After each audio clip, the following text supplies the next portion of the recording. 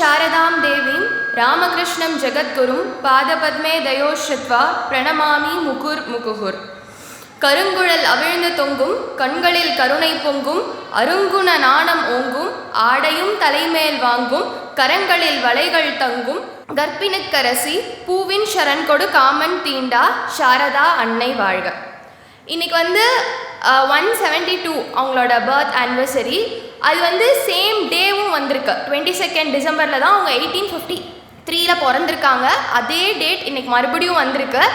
அப்படி ஒரு நல்ல நாளில் நமக்கு அன்னையாரை பற்றி கொஞ்சம் தெரிஞ்சுக்கிறதுக்கு ஒரு சத்சங்கம் கிடைச்சதுக்காக அன்னையார்கிட்ட அவங்களோட கருணைக்காக ஒரு நன்றி சொல்லிட்டு ஆரம்பிக்கிறேன்.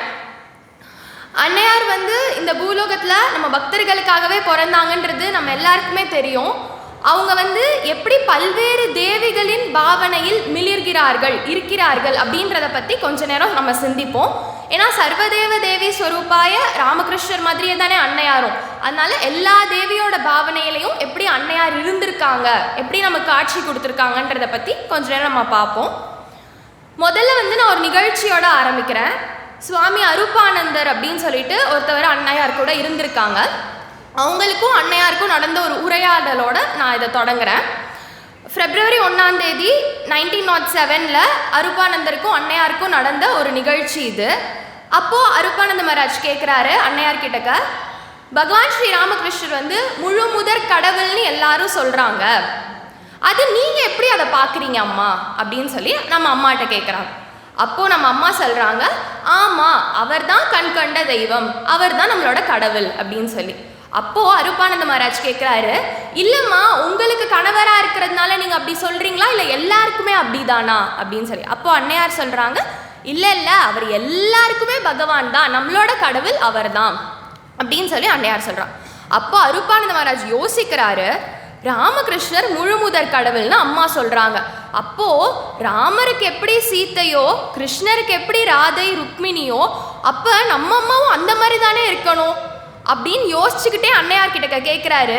அப்புறம் ஏமா நீங்கள் சப்பாத்தி பிசைகிற மாதிரி நான் பார்க்குறேன், ஏன்னா ஒரு சிம்பிளாக இவ்வளோ ஈஸியாக இருக்கீங்க எப்படிம்மா அப்படின்னு, இது மாயைனால தானே அப்படின்னு சொல்லி அவர் கேட்குறாராம்.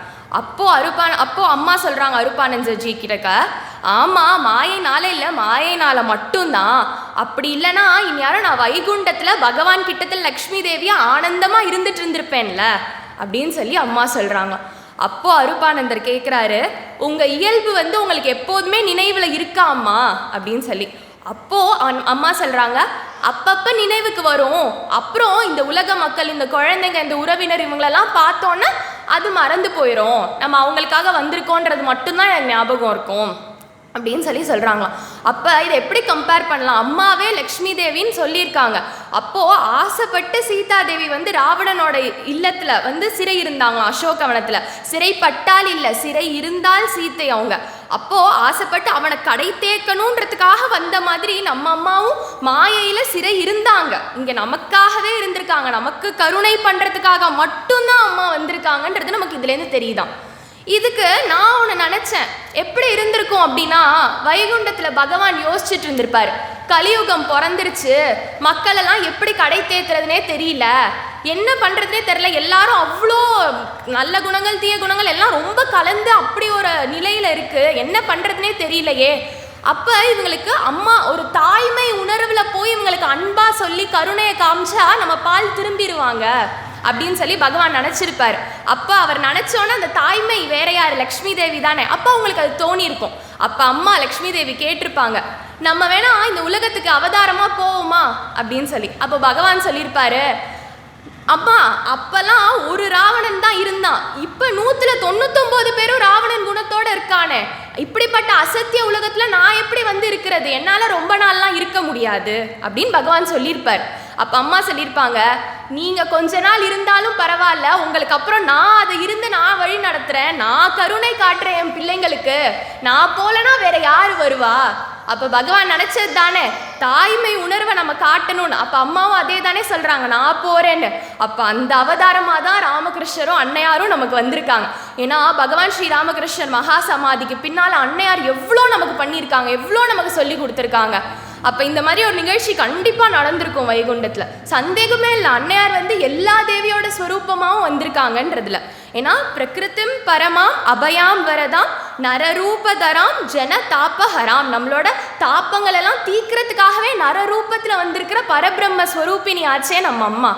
அப்போ அம்மா பிறக்கிறதுனா அதுக்கு சக்தி பீடத்துல தானே அவங்க பிறந்திருப்பாங்க. சக்தி பீடத்துக்கு குறைஞ்சதா என்ன ஜெயராம்பாடி. அப்படிப்பட்ட ஜெயராம்பாடின்ற ஊர்ல அம்மாவே பிறக்கிறாங்கன்னா அம்மா அப்பா எப்படி இருந்திருப்பாங்க? ஷியாம சுந்தரி தேவிக்கும் ராமச்சந்திர முக்கோபாத்தியாயருக்கும் பிறக்கிறாங்க. இயற்கையா அவங்க பிறக்கல, கண்டிப்பா தெய்வீக தன்மை அதுல இருந்திருக்கும். எப்படி தெரியுது அப்படின்னா, ஷியாம சுந்தரி தேவிக்கு வில்வ மரத்துலேருந்து ஒரு சின்ன பொண்ணு இறங்கி வந்து அவங்கள கட்டி பிடிச்சி நான் உன் வீட்டுக்கு வரேன்னு சொன்னாங்களாம். உடனே அந்த ஒலி அவங்களுக்குள்ள போகிற மாதிரி அவங்க உணர்றாங்க. அதே நேரத்தில் அவங்க அப்பா கல்கட்டாவில் இருக்காரு. அவருக்கும் ஒரு சின்ன வயசு பொண்ணு நல்ல ஆபரணங்கள்லாம் போட்டு நான் உன் வீட்டுக்கு வரேன், அவர் நினச்சிக்கிறாரு லக்ஷ்மி தேவியா இருக்கும் அப்படின்னு சொல்லி. அப்போது அங்கே வில்வ மரத்துலேருந்து வந்தால் காளி தேவின்னு நம்ம வச்சுக்கலாம், இங்கே இவர் லக்ஷ்மி தேவின்னு சொல்கிற மாதிரி நம்ம நினைக்கிறாரு. ஏன்னா பொன்னிறமாக ஒரு ஆபரணங்கள்லாம் போட்டு அம்மா வந்தாங்க. அப்போ வரப்பவே காளி தேவியும் லக்ஷ்மி தேவியும் சேர்ந்து வந்த மாதிரி நம்ம அம்மா வந்திருக்காங்க அப்படின்றது தெரியுது. அப்புறம் அம்மா வளர்றப்பவே 10 வயசு வரைக்கும் அம்மாவே சொல்கிறாங்க, என் கூட என்ன மாதிரியே ஒரு பொண்ணு வந்து வருவா, எனக்கு எல்லா ஹெல்ப்பும் பண்ணுவா, எனக்கு எல்லாம் என் கூடவே இருப்பா எப்போதுமே. ஏன் அப்படின்னா இந்த மாதிரி அவதாரம்லாம் வந்தால் தேவதைகள்லாம் கூட வருவாங்களாம். அந்த மாதிரி அம்மாவுக்கு வந்து தேவதைகள்லாம் கூட இருந்து ஹெல்ப் பண்ணியிருக்காங்கன்றது நமக்கு தெரிய வருது.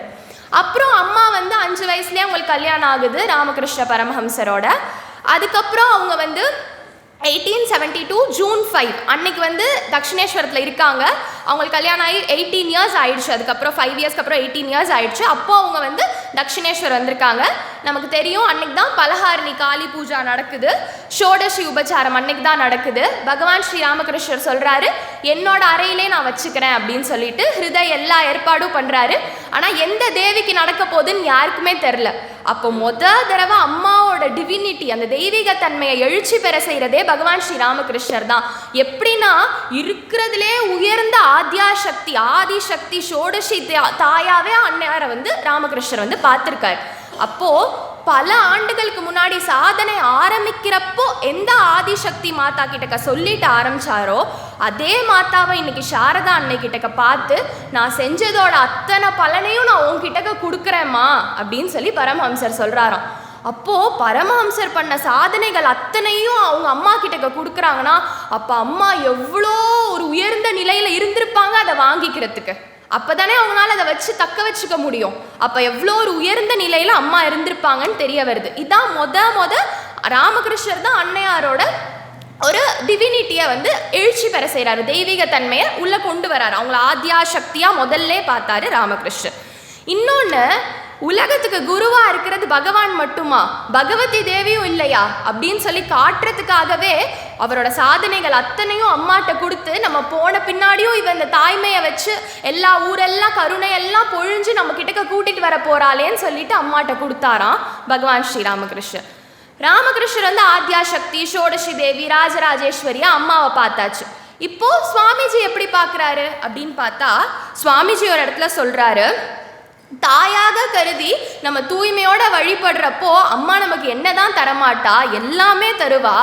எனக்கு ராமகிருஷ்ணரை மறந்துட்டா கூட எனக்கு பயமா தெரியல, ஆனால் அம்மாவை மறந்துட்டா அதை விட ஒரு இழப்பு வேற எதுவுமே கிடையாது. ஏன்னா அவளோட அருள் வந்து ராமகிருஷ்ண பரமஹம்சரோட அருளை விட 100,000 மடங்கு பெருசா இருக்குது அப்படின்னு சுவாமிஜி சொல்லியிருக்காரு. மேலும் சொல்றாரு, அவ வாழும் துர்க்கையா இருக்கா அப்படின்னு சொல்லி சுவாமிஜி சொல்லியிருக்கார். அப்போது பரமஹம்சர் சொல்லியிருக்காரு ஆத்யா சக்தி சொல்லி, இவர் வந்துட்டு வாழும் துர்க்கைன்னு சொல்லியிருக்காரு.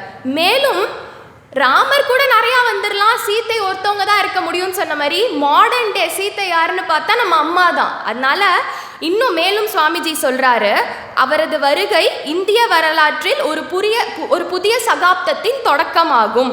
அவங்க இருக்கிறதுனால இந்த தாய்மையோட உன்னதமான நிலையை நம்மளால் பார்க்க முடியுது.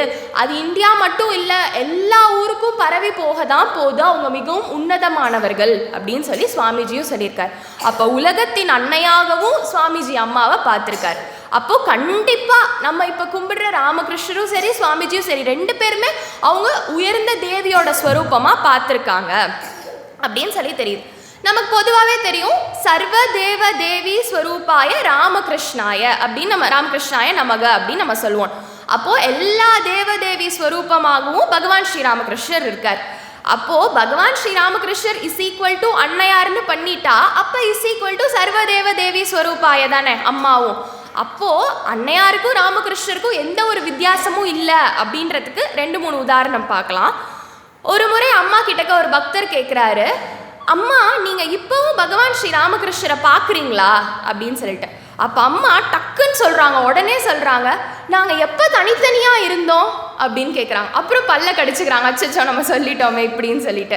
அப்போ இதுலேருந்து என்ன தெரிய வருது, அவங்க 2 பேரும் தனித்தனி கிடையாது, எப்போதுமே சேர்ந்தே தான் இருக்காங்க. சக்தியும் பரபிரமும் எப்படி தனியாக இருக்க முடியும்? வரப்போ 2 அவதாரமாக வராங்களே தவிர ஒரே ஒருத்தவங்க தான். ஏன்னா சுவாமி பிரேமானந்தர் சொல்கிறாரு, அவங்க 2 பேரும் வேற வேறன்னு நினச்சோன்னா நம்ம இன்னும் உண்மை நிலையை அறியாமையில் இருக்கோன்னு அர்த்தம். அவங்க 2 பேருக்கும் எந்த வித்தியாசமும் கிடையாது அப்படின்னு சொல்கிறாங்களாம். மேலும் வைகுண்ட மகாராஜ்னு சொல்லிட்டு ஒரு மகாராஜ் இருந்தார். அவர் ஹோலி மதரோட டிசைப்பிளாக இருந்தார். அவர் ஒரு நாள் கமார்புக்கூருக்கு வந்தப்போ கமார்புக்கூரில் இருந்து மறுபடியும் கிளம்புறாரு. அப்போ அந்த ரகுவீரை வணங்குறதுக்காக அந்த இதுக்குள்ளே ஷ்ரைனுக்குள்ளே போனார். அப்போ அவர் வணங்குறப்போ அம்மா வெளியிலேருந்து சொல்கிறாங்களாம், என்னையும் வேண்டிக்கோப்பா அப்படின்னு சொன்னாங்களாம். உடனே மகாராஜ் வந்து இப்படி திரும்பி பார்த்தாரா, என்ன சொல்கிறாங்க அப்படின்னு சொல்லிட்டு. உடனே அம்மா மறுபடியும் இல்லை அவரை வேண்டிக்கோ, அவரே உனக்கு எல்லாமே பண்ணிடுவார் அப்படின்னு சொன்னாங்களாம். அப்புறம் அவர் வெளியில் வந்துட்டார். அம்மா கூடவே இருக்கிற லக்ஷ்மி அப்படின்னு சொல்லிட்டு ஒருத்தவங்க, அவங்க வந்து மகாராஷ்டிர சொன்னாங்களாம், இங்கே பாரு, இது வரைக்கும் நான் இப்படி கேட்டதே கிடையாது, அம்மா யார்கிட்டக்குமே என்ன வேண்டிக்கோன்னு சொன்னதே கிடையாது, இன்னைக்கு உன்கிட்ட தான் சொல்லியிருக்காங்க, நீ எவ்வளோ பாக்கியசாலி தெரியுமா, நீ ராமகிருஷ்ணரை வேண்டினதுக்கு அம்மாட்ட வேண்டினாலே எல்லாமே நடக்கும்ன்றது இன்னைக்கு தெரிஞ்சுது. அப்போ அம்மாவும் ராமகிருஷ்ணரும் வேற இல்லைல்ல அப்படின்னு இதுலேருந்து நமக்கு தெரியுது. மேலும் கிரீஷ் பற்றி நம்ம எல்லாருக்குமே தெரியும். கிரீஷ் வந்து ராமகிருஷ்ணரோட எவ்வளோ ஒரு பெரிய பக்தராக மாறினார்னு சொல்லிட்டு நம்ம எல்லாருக்குமே தெரியும்.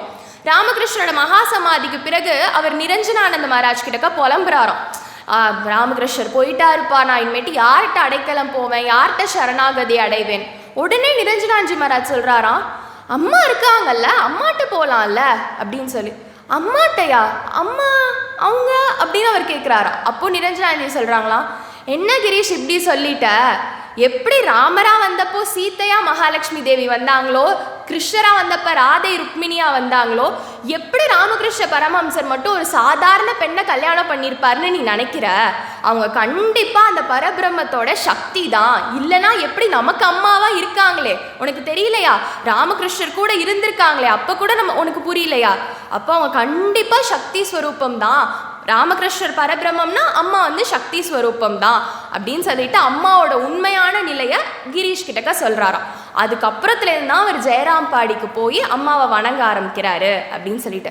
அப்போ அந்த பரபிரம்மத்தோட சக்தியாக தான் அம்மா வந்திருக்காங்க. அம்மாவும் ராமகிருஷ்ணரும் வேற இல்லைன்றது இதுலேருந்து நமக்கு தெரியுது. அதனால சர்வதேவ தேவி ஸ்வரூபாய அம்மாவும் இருக்காங்க அப்படின்றத வச்சு அவங்க எப்படி சரஸ்வதியா, துர்காவா, லக்ஷ்மியா இருந்தாங்க அப்படின்றத பார்ப்போம். ஏன்னா முப்பெரும் தேவியர் தானே நம்ம முதன்மையாக சொல்கிறோம் அப்படின்றதுனால முதல்ல சரஸ்வதி தேவி. சரஸ்வதி தேவியில் என்ன அப்படின்னா, மதுரபாவத்தில் ராமகிருஷ்ணர் இருந்தப்போ அவருக்கு நிறையா நகைகள்லாம் மதுரபாபு கொடுத்துருப்பார். அப்போது பின்னாடி அந்த நகைகள்லாம் அம்மா கிட்டக்க அவர் கொடுக்குறாரு. அப்புறம் அவரும் நகைகள் செஞ்சு கொடுக்குறாரு. அப்போது ராமகிருஷ்ண பரமஹம்சர் சொல்கிறாரு, அவ சரஸ்வதி, அவ இந்த உலகத்துக்கு ஞானத்தை வழங்க வந்திருக்கா, அவளுக்கு நகைகள் போட்டுக்கிறது அலங்காரம் பண்ணிக்கிறது தான் ரொம்ப பிடிக்கும், அதனால அவகிட்டக்க போய் கொடு, அவ சரஸ்வதி ஸ்வரூபமாக வந்திருக்கா இந்த உலகத்துக்கு அப்படின்னு சொல்லி ராமகிருஷ்ணர் சொல்கிறார். அப்போ போய் அப்புறம் அன்னையார்கிட்டக்க அந்த நகைகள்லாம் கொடுக்குறாங்களாம். அப்போ நம்ம யோசிச்சு பார்த்தா இது வரைக்கும் சரஸ்வதி தேவி ஒரு அவதாரமாக வந்ததா நமக்கு தெரில. அப்போது கலியுகம் தான் தி பெஸ்ட்டுன்னு நம்ம சொல்லலாம். ஏன்னா சரஸ்வதி தேவியே அவதாரமாக வந்து நமக்கு குருவாக இருந்து நமக்கு பகவானை காட்டுறாங்களாம். அதனால எவ்வளோ நம்ம பாக்கியம் பண்ணியிருக்கோம். ராமர் காலத்தில் இல்லை, கிருஷ்ணர் காலத்தில் இல்லைன்னா என்ன, நமக்கு அம்மா வந்திருக்காங்களே, சரஸ்வதி தேவியோட ஸ்வரூபமாகவே நம்ம முன்னாடி நிற்கிறாங்களே.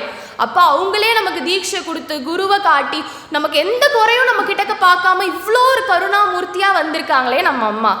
அப்புறம் பரமஹம்சர் வந்து ஒரு பெண் சீடர் கிட்டக்கையும் இதை பற்றி சொல்கிறார். அவள் வந்து சரஸ்வதி தேவி, அவள் இந்த உலகத்துக்கு ஞானத்தை வழங்குறதுக்காகவே தான் வந்திருக்கா அப்படின்னு சொல்லி பல இடத்துல ராமகிருஷ்ணர் வந்து சொல்லியிருக்கார். மேலும் சுவாமிஜியும் சொல்லியிருக்காரு, அம்மா வந்து வெளியில் பார்க்க சரஸ்வதி தேவி, உள்ளே வந்து பகலா தேவியோட ஸ்வரூபமாக தீய எண்ணத்தை அழிக்கிறதுக்காகவே அவங்க இருக்காங்க. வெளியில் ஞானத்தை வழங்கி உள்ள தீய எண்ணத்தை அழிக்கிறாங்க அப்படின்னு சொல்லிட்டு. யதாக்னேர் தாஹிகா சக்தி ராமகிருஷ்ணே ஸ்திதாஹியா சர்வ வித்யா ஸ்வரூபாம் தாம் சாரதாம் பிரணமாமியகம். சர்வ வித்யா ஸ்வரூபாம், அவங்க அனைத்து வித்தைகளோட ஸ்வரூபமாகவும் இருக்காங்க. தாம் சாரதாம் பக்தி விஞ்ஞான தாத்ரிம், அவங்க பக்தி விஞ்ஞானம், பக்தியும் நாலேஜ் ரெண்டுமே கொடுக்குறவங்களா இருந்திருக்காங்க. அப்புறம் லஜ்ஜா படா விருதே நித்தியம் சாரதே ஞானதாயிக்கே, ஞானத்தை வழங்குறவங்களாவும் அவங்க இருந்திருக்காங்க அப்படின்னு நமக்கு தெரிய வருது. இப்படி சரஸ்வதி தேவியோட அவதாரமாக அம்மா இருக்காங்கன்றத பார்க்குறோம். மேலும் லக்ஷ்மி தேவியோட அவதாரமாக எப்படி வந்திருக்காங்க அப்படின்னா, ராமகிருஷ்ணரோட மகா சமாதிக்கு பிறகு அவங்க வந்து அன்னையார் வலைகள்லாம் போட்டிருந்தாங்க அப்படின்னு சொல்லி நமக்கு தெரியும். அப்போது வந்து ஊரார்லாம் ரொம்ப பேச ஆரம்பிச்சிட்டாங்க, என்னது இப்படி இருக்கான்னு சொல்லிட்டு. அப்போது அம்மா அந்த வளையல்கள்லாம் கலட்டி வச்சிடுறாங்க. அப்போது ராமகிருஷ்ணர் கனவுல வந்து அன்னைக்கு சொல்கிறாரு, உனக்கு வைஷ்ணவ தந்திரம் பற்றி தெரியாதா, நீ வலையெல்லாம் போட்டுக்கோ அப்படின்னு சொல்லிட்டு. அப்போ அம்மா சொல்கிறாங்க, இல்லை எனக்கு தெரியாதே அப்படின்னு சொல்லிட்டு.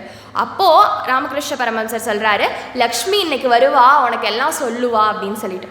அதே மாதிரி அன்னைக்கு லக்ஷ்மி தேவி அந்த லக்ஷ்மி வராங்க, அந்த பொண்ணு வரா. அந்த அம்மா வந்து சொல்கிறாங்க அன்னையார்கிட்டக்க, வைஷ்ணவ தந்திரம் அப்படின்னா என்னன்னா, நம்ம பகவானை கணவராக அடைய பெற்றவங்க, கிருஷ்ணரை கணவராக அடைய பெற்றவங்க எப்போதுமே சுமங்கலிகள் தான். அவங்க எப்போதுமே கல்யாணி ஸ்வரூபமாக தான் இருப்பாங்க. அதனால் நீங்கள் கண்டிப்பாக வளையல்கள்லாம் போட்டுக்கோங்க அம்மா. ஏன்னா உங்களோட கணவர் சின்மயமானவர். யார் ராமராக வந்தாங்களோ, யார் கிருஷ்ணராக வந்தாங்களோ அவங்களே தான் குரு மகாராஜா வந்திருக்காங்க. அதனால நீங்கள் தைரியமாக போட்டுக்கோங்கம்மா அப்படின்னு சொல்லி அவங்க கிட்டக்க சொன்னாங்க. அதுக்கப்புறம் அன்னையார் வந்து வளையல்கள்லாம் போட்டுக்க ஆரம்பித்தாங்க. இதுலேருந்து கூட நமக்கு தெரியுது, அம்மா கண்டிப்பாக லக்ஷ்மி ஸ்வரூபமாக இருந்ததுனால தான் ராமகிருஷ்ணர் வந்து இப்படி சொல்லியிருப்பாரு அப்படின்னு சொல்லிட்டு. அப்புறம் லக்ஷ்மி தேவி அவதாரமாக வந்தது வந்து சீத்தையாக வந்திருக்காங்க நம்ம பார்க்குறோம். அப்போது சீதாதேவிக்கு அப்புறம் நமக்கு நல்லா தெரியும், அவங்க அன்னையாராக வந்தப்போ ராமேஸ்வரம் போனாங்க. ராமேஸ்வர லிங்கத்தை பார்த்த உடனே நான் அன்னைக்கு பிடிச்சி வச்ச மாதிரியே இன்னைக்கு இருக்குன்னு சொன்னது ஒன்று. இன்னொன்று, அந்த விஷ்ணுபூர் ரயில் நிலையத்தில் வந்து ஒரு போர்ட்டருக்கு அம்மா அங்கேயே தீட்சை கொடுக்குறாங்க. ஏன்னா அந்த போர்ட்டர் வந்து இத்தனை நாளாக நான் சீத்தை வரணுன்றதுக்காக தான் நான் காத்து கொண்டிருந்தேன், உங்களை பார்த்தா எனக்கு அப்படி தான் தெரியுது அப்படின்னு சாஷ்டாங்கமாக விழுந்து கும்பிடுவார். அந்த இடத்துல அவனுக்கு தீட்சை கொடுப்பாங்களாம் அன்னை ஸ்ரீ சாரதா தேவியார். இந்த 2 இன்சிடெண்ட்டில் அவங்க சீத்தையாக இருக்குன்னு சொல்லி நம்ம எல்லாருக்குமே தெரியும். இன்னொன்று என்னென்னா, ராமகிருஷ்ணரோட மகா சமாதிக்கு பிறகு அம்மா தீர்த்த யாத்திரை போகிறாங்க. அப்போது யோகானந்தர் வந்து அயோத்திக்கு போனப்போ எழுதியிருக்காரு, பாரு நமக்கு சீதா அம்மாவே இன்னைக்கு சமைச்சு கொடுக்குறாங்க, அதுவும் அயோத்தியில் சீதா அம்மாவே சமைச்சு கொடுத்து சாப்பிட்றதுக்கு நம்ம ரொம்ப கொடுத்து வச்சுருக்கோம் அப்படின்னு சொல்லி அவர் எழுதியிருக்காராம். அப்போது அவங்க கண்டிப்பாக சீத்தையோட அவதாரம் தான். இன்னொன்று, நிறைய மகான்கள் இருந்திருக்காங்க கலியுகத்தில். நிறையா பேருக்கு என்னென்னா சகதர்ம சரித்தவ கிடைக்கல. நிறையா பேர் என்ன ஆயிடுவாங்கன்னா, அவங்க மனைவியை விட்டுட்டு சந்நியாசம் வாங்குற ஒரு நிலைமை வந்துடும். மனைவியோடு இருந்ததா நமக்கு தெரியாது ரொம்ப நாளைக்கு. அந்த மாதிரி இல்லாமல் பரமஹம்சர் கூடவே அம்மா இருந்திருக்காங்க. ஏன்னா அவங்க சகதர்ம சரித்தவ. ஏன்னா ஜனகர் வந்து ராமர் கிட்டக்க சீத்தையை கொடுக்குறப்போ, இவ சகதர்ம சரித்தவா இருப்பா, உன்னோட தர்மத்தில் இவளும் இருப்பா, நீ செய்கிற தர்மத்தை இவளும் செய்வான்னு சொல்லி கொடுத்தாராம். அதே மாதிரி நம்ம அம்மாவும் ராமகிருஷ்ணர் கூடவே இருந்தாங்க. அதனால ராமரும் சீத்தையாவும் 2 பேருமாவே வந்தது தான் ராமகிருஷ்ண பரமஹம்சரும் நம்ம அன்னை ஸ்ரீ சாரதா தேவியாருன்றது நமக்கு தெரியுது. மேலும் ராமகிருஷ்ணருக்கு பணம் வேண்டானா எனக்கும் அதில் ஆசைகள்லாம் இல்லைன்னு சொன்னாங்க. அப்போ சகதர்மச்சரித்தவ அவர் என்ன பண்ணுறாரோ அதே தான் நான் பண்ணுவேன்னு சொன்னாங்க. எப்படி சீத்தை ராமர் காட்டுக்கு போனால் நானும் காட்டுக்கு போவேன்னு சொன்னாங்களோ அந்த மாதிரி. அப்போ இதுலேருந்தும் தெரியுது அம்மா சீத்தையோட அவதாரமாக இருக்காங்க அப்படின்னு சொல்லிட்டு. அப்புறம் வந்து ராதையாக பிறந்திருக்காங்க. ராதை பாவத்தில் அன்னையாரை நம்ம எப்போ பார்க்குறோன்னா, அவங்க விருந்தாவன் போயிருந்தப்போ நமக்கு தெரிய வருது. ஏன்னா விருந்தாவன் போயிருந்தப்போ அங்கே அலைவாங்களாம் அன்னையார் வந்து, அந்த இடத்துக்கு போய் கிருஷ்ணரெங்க. ஏன்னா அப்போ தான் பகவான் ஸ்ரீ ராமகிருஷ்ணரோட மகா சமாதியாக இருக்கும். அதனால நிஜமாவே அவங்க அந்த பிரிவு தாங்காமல் இங்கே இருப்பான் அங்கே இருப்பான் அப்படின்னு சொல்லி போய் தேடுவாங்களாம். அப்புறம் நிறையா பேர் கிட்டக்க, உனக்கு தெரியுமா நான் முன்னால பிறவியில் நான் தான் ராதையாக பிறந்தேன்னு அம்மாவே சொல்லியிருக்காங்க. அப்புறம் இன்னொருத்தவங்க கிட்டக்க நான் தான் ராதா அப்படின்னு சொல்லியிருக்காங்களாம். அந்த பாவம் அவ்வளோ வெளிப்பட்டிருக்கு. அப்புறம் யோகானந்த மகாராஜ் எழுதுறாரு இன்னொரு இடத்துல, இந்த விருந்தாவன் யாத்திரப்போ அம்மா வந்து என்னென்னா ரொம்ப அந்த ஒரு பிரிவு தாங்க முடியாமல் கண்ணன் எங்கே ராமகிருஷ்ணர் எங்கேன்னு சொல்லிட்டு அந்த பாவமே வந்துருச்சான் அன்னை ஸ்ரீ சாரதா தேவியாருக்கு. எப்படி கோபியர்கள் வந்து கிருஷ்ண பைத்தியம் பிடிச்சி கிருஷ்ணராகவே மாறிடுவாங்களாம், அவங்க கிருஷ்ணர் மாதிரியே பேசுவாங்களாம், கிருஷ்ணர் மாதிரியே நடந்துக்குவாங்கன்னு பாகவதத்தில் வருது. அதே மாதிரியே நம்ம அம்மாவும் நிஜமாவே ராமகிருஷ்ணராகவே மாறிட்டாங்களாம். அவங்க சிலது பேசுறது, அந்த உதாரணம் சொல்றதெல்லாம் அந்த நேரத்தை பார்த்தா ராமகிருஷ்ணர் மாதிரியே தெரிஞ்சுதான். அப்போ கண்டிப்பா யாரு கோபியர்களா, யார் ராதாவா வந்தாங்களோ அவங்க தான் நம்ம அம்மாவா வந்திருக்காங்க, யாரு கிருஷ்ணரா வந்தாங்களோ அவரே தான் நம்ம ராமகிருஷ்ண பரமஹம்சரா வந்தாங்கன்றது நமக்கு தெரியுது. மேலும் கௌரிமா கிட்டக்க ஒரு அர்ச்சகர் வந்து சொன்னாராம், சீத்தலா கோயிலோட அர்ச்சகர் வந்து சொன்னாராம், நான் விருந்தாவன் யாத்திரை போகணும், நீங்கள் என் கூட வரீங்களா அப்படின்னு சொல்லிட்டு. அப்போது கௌரிமா சொன்னாங்களாம், நீ ஏன் விருந்தாவனத்துக்கெலாம் போகிற, நான் வாழும் ராதாராணியை உன்கிட்டக்க நான் காட்டுறேன், நீ வா நான் உன்னை கூட்டிகிட்டு போகிறேன்னு சொல்லிட்டு வாழும் ராதாராணி இருக்கிற ஜெயராம்பாடிக்கு அந்த கமார்புக்கூரில் அன்னையார் இருந்தாங்கல்ல அந்த அன்னையார் கிட்டக்க கூட்டிகிட்டு போகிறாங்களாம் கௌரிமா. அப்போ இதுலேருந்து என்ன தெரியுது, வாழும் ராதாராணியாக இருக்கிறதும் நம்ம அம்மா தான். ஏன்னா அந்த அர்ச்சகர் வராரு, என்னமோ இந்த அம்மா சொல்கிறாங்களே போய் பார்த்துட்டு வருவோமேன்னு சொல்லிட்டு. அப்போது அவங்க வந்த பிறகு அவர் ஏதோ பெண் தானே, சரி எல்லாரும் வணங்குறாங்க நம்மளும் வணங்குவோன்னு வணங்குனாராம். அவர் வணங்கி இப்படி தான் நிமிர்ந்து பார்த்தா அவர் என்ன தெரியுமா சொல்கிறாரு, வந்தே ராதாம் ஆனந்த ரூபினம், நீ ஆனந்த ரூபினியா இருக்க ராதைக்கு என்னோட நமஸ்காரம்னு சொல்லி எந்திரிக்கிறாராம். ஏன்னா நிஜமா அவர் அன்னை ஸ்ரீ சாரதா தேவியாரை பார்க்கல, நிஜமா வாழும் ராதாராணியையே அங்கே பார்த்தாராம் அந்த அர்ச்சகர். அதனால அவர் சொல்றாரு வந்தே ராதாம் ஆனந்த ரூபினம்னு. அப்ப அம்மா எவ்வளோ சிம்பிளா எல்லாருக்கும் காட்டுறாங்க, நமக்கு காட்ட மாட்டாங்களா என்ன, கொஞ்சம் கேட்டா போதும், அர்ச்சகர் யாருன்னே தெரியாது அவருக்கு காட்டுறாங்க நான் வாழும் ராதாராணின்னு சொல்லிட்டு. அப்ப நம்ம அம்மா என்ன நமக்கு எவ்வளோ பெரிய பொக்கிஷமா கிடைச்சிருக்காங்க நம்ம அம்மா. மேலும் ஷைலபாலாவுக்கு தீட்சை கொடுத்த பிறகு நம்ம அம்மாட்ட கேட்குறாங்க, நீங்கள் எப்படி ராமகிருஷ்ணரை பார்க்கணும்னு சொல்லிட்டீங்க, என்னை எப்படி உங்களை எப்படி பார்க்குறதுன்னு எனக்கு தெரியலையே அப்படின்னு சொல்லிட்டு. அப்போ அம்மா சொல்கிறாங்க, என்னை எப்படி பார்க்குற தெரியுமா, நீ ராதையாக நினச்சிக்கோ அப்படின்னு, சர்வசாதாரணமாக என்ன ராதையாக நினச்சிக்கோ அப்படின்னு சொன்னாங்களாம் அம்மா. அப்புறம் சொல்கிறாங்க, இல்லை இல்லை நீ எப்படி நினச்சிக்கிட்டாலும் அந்த ரூபத்தில் நான் இருப்பேன் அப்படின்னு சொல்கிறாங்க. இதை விட வேற என்ன அத்தாட்சி தேவை, நம்ம எது நினச்சாலும் அதுக்குள்ளே அன்னையார் தான், வேற யார் இருக்க போகிறா. அப்புறம் ஆண்டாளை பற்றி பேசாமல் இருக்க முடியுமா மார்கழி மாதத்தில். இது எப்படி அன்னையார் வாழ்க்கையில் வருது அப்படின்னா, அவங்க பூரி போய் ஒரு தடவை பார்க்குறாங்க, ஜெகநாதரை போய் பார்க்குறாங்க.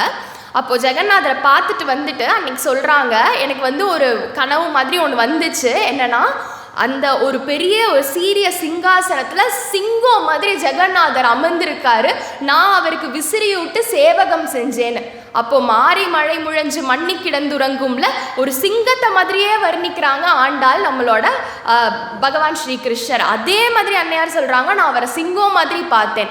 அப்புறம் அடுத்த பாசுரம் 24வது பாசுரத்திலே, என்றென்றும் சேவகமே ஏத்தி பறை கொள்வான், உன்னோட சேவகம் ஏத்தி நான் பறை வாங்கிக்கிறேன். அதே மாதிரி அம்மா சேவகம் பண்ற மாதிரி பார்த்துருக்காங்க, விசிற மாதிரி பார்த்தாங்களாம் நம்மளோட பூரி ஜெகநாதர். அதனால இதுலேருந்து ஆண்டாளோட பிரபாவம் கூட அன்னையார் கிட்டக்க இருந்துச்சு அப்படின்னு சொல்லி நமக்கு தெரியுது.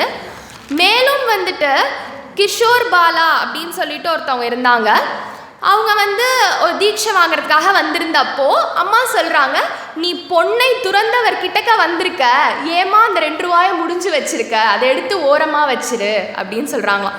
அந்த பொண்ணு வெளுத்து போயிடுறா, ஏதோ தெரியாமல் அந்த நம்ம எப்போதும் சேஃப்டிக்காக வச்சுருப்போம்ல அந்த மாதிரி வச்சுருந்துருப்பாங்க போல இருக்கு.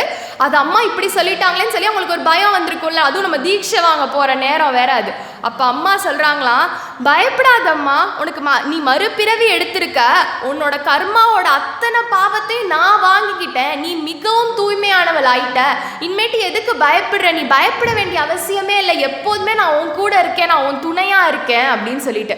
அப்போ ஆண்டாலும் சொல்கிறாங்க, என்னன்னா தூயோமாய் வந்து நாம் தூமலர் தூவி தொழுது வாயினால் பாடி மனத்தினால் சிந்திக்க போய பிழையும் புகுதருவான் நின்றனவும் தீனில் தூசாகும். நம்மளோட பாவத்தெல்லாம் தீயில போட்ட நெருப்பு மாதிரி பகவான் வாங்கிக்குவாருன்னு ஆண்டாள் அவரோட எக்ஸ்டெண்டட் வெர்ஷனாக அம்மா சொல்கிறாங்க, பகவான் எனக்கு நானே வாங்கிக்கிறேன், அவரோட இதுவாக ரெப்ரசன்டேட்டிவாக நான் வந்திருக்கேன், நான் வாங்கிக்கிறேன் உன்னோட பாவத்தெல்லான்னு ஆண்டாள் சொன்னதுக்கும் ஒரு படி மேலே போய் ஆண்டாளே வாங்கிக்கிற விதமாக அம்மாவே நம்மளோட பாவத்தெல்லாம் வாங்கிறதுக்காக தானே உட்கார்ந்துருக்காங்க.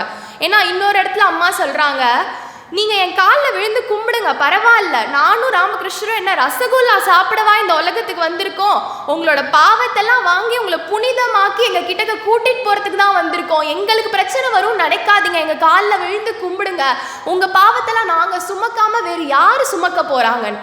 எப்படி தெய்வீக இயல்பு இல்லாத ஒருத்தவங்களால இப்படி சொல்ல முடியும்? கண்டிப்பாக அவங்க பரபிரம்ம ஸ்வரூபமாக தான் அமர்ந்திருக்காங்க, இன்னைக்கும் இருக்காங்க, நம்மளோட அத்தனத்தையும் வாங்கிக்கிட்டு நம்மளை புனிதமாக்குறதுக்காகவே அவ்வளோ கருணாமூர்த்தியாக அவதரிச்சிருக்காங்க நம்ம அம்மா. இப்படி லக்ஷ்மி தேவியோட பிரபாவம் வருது.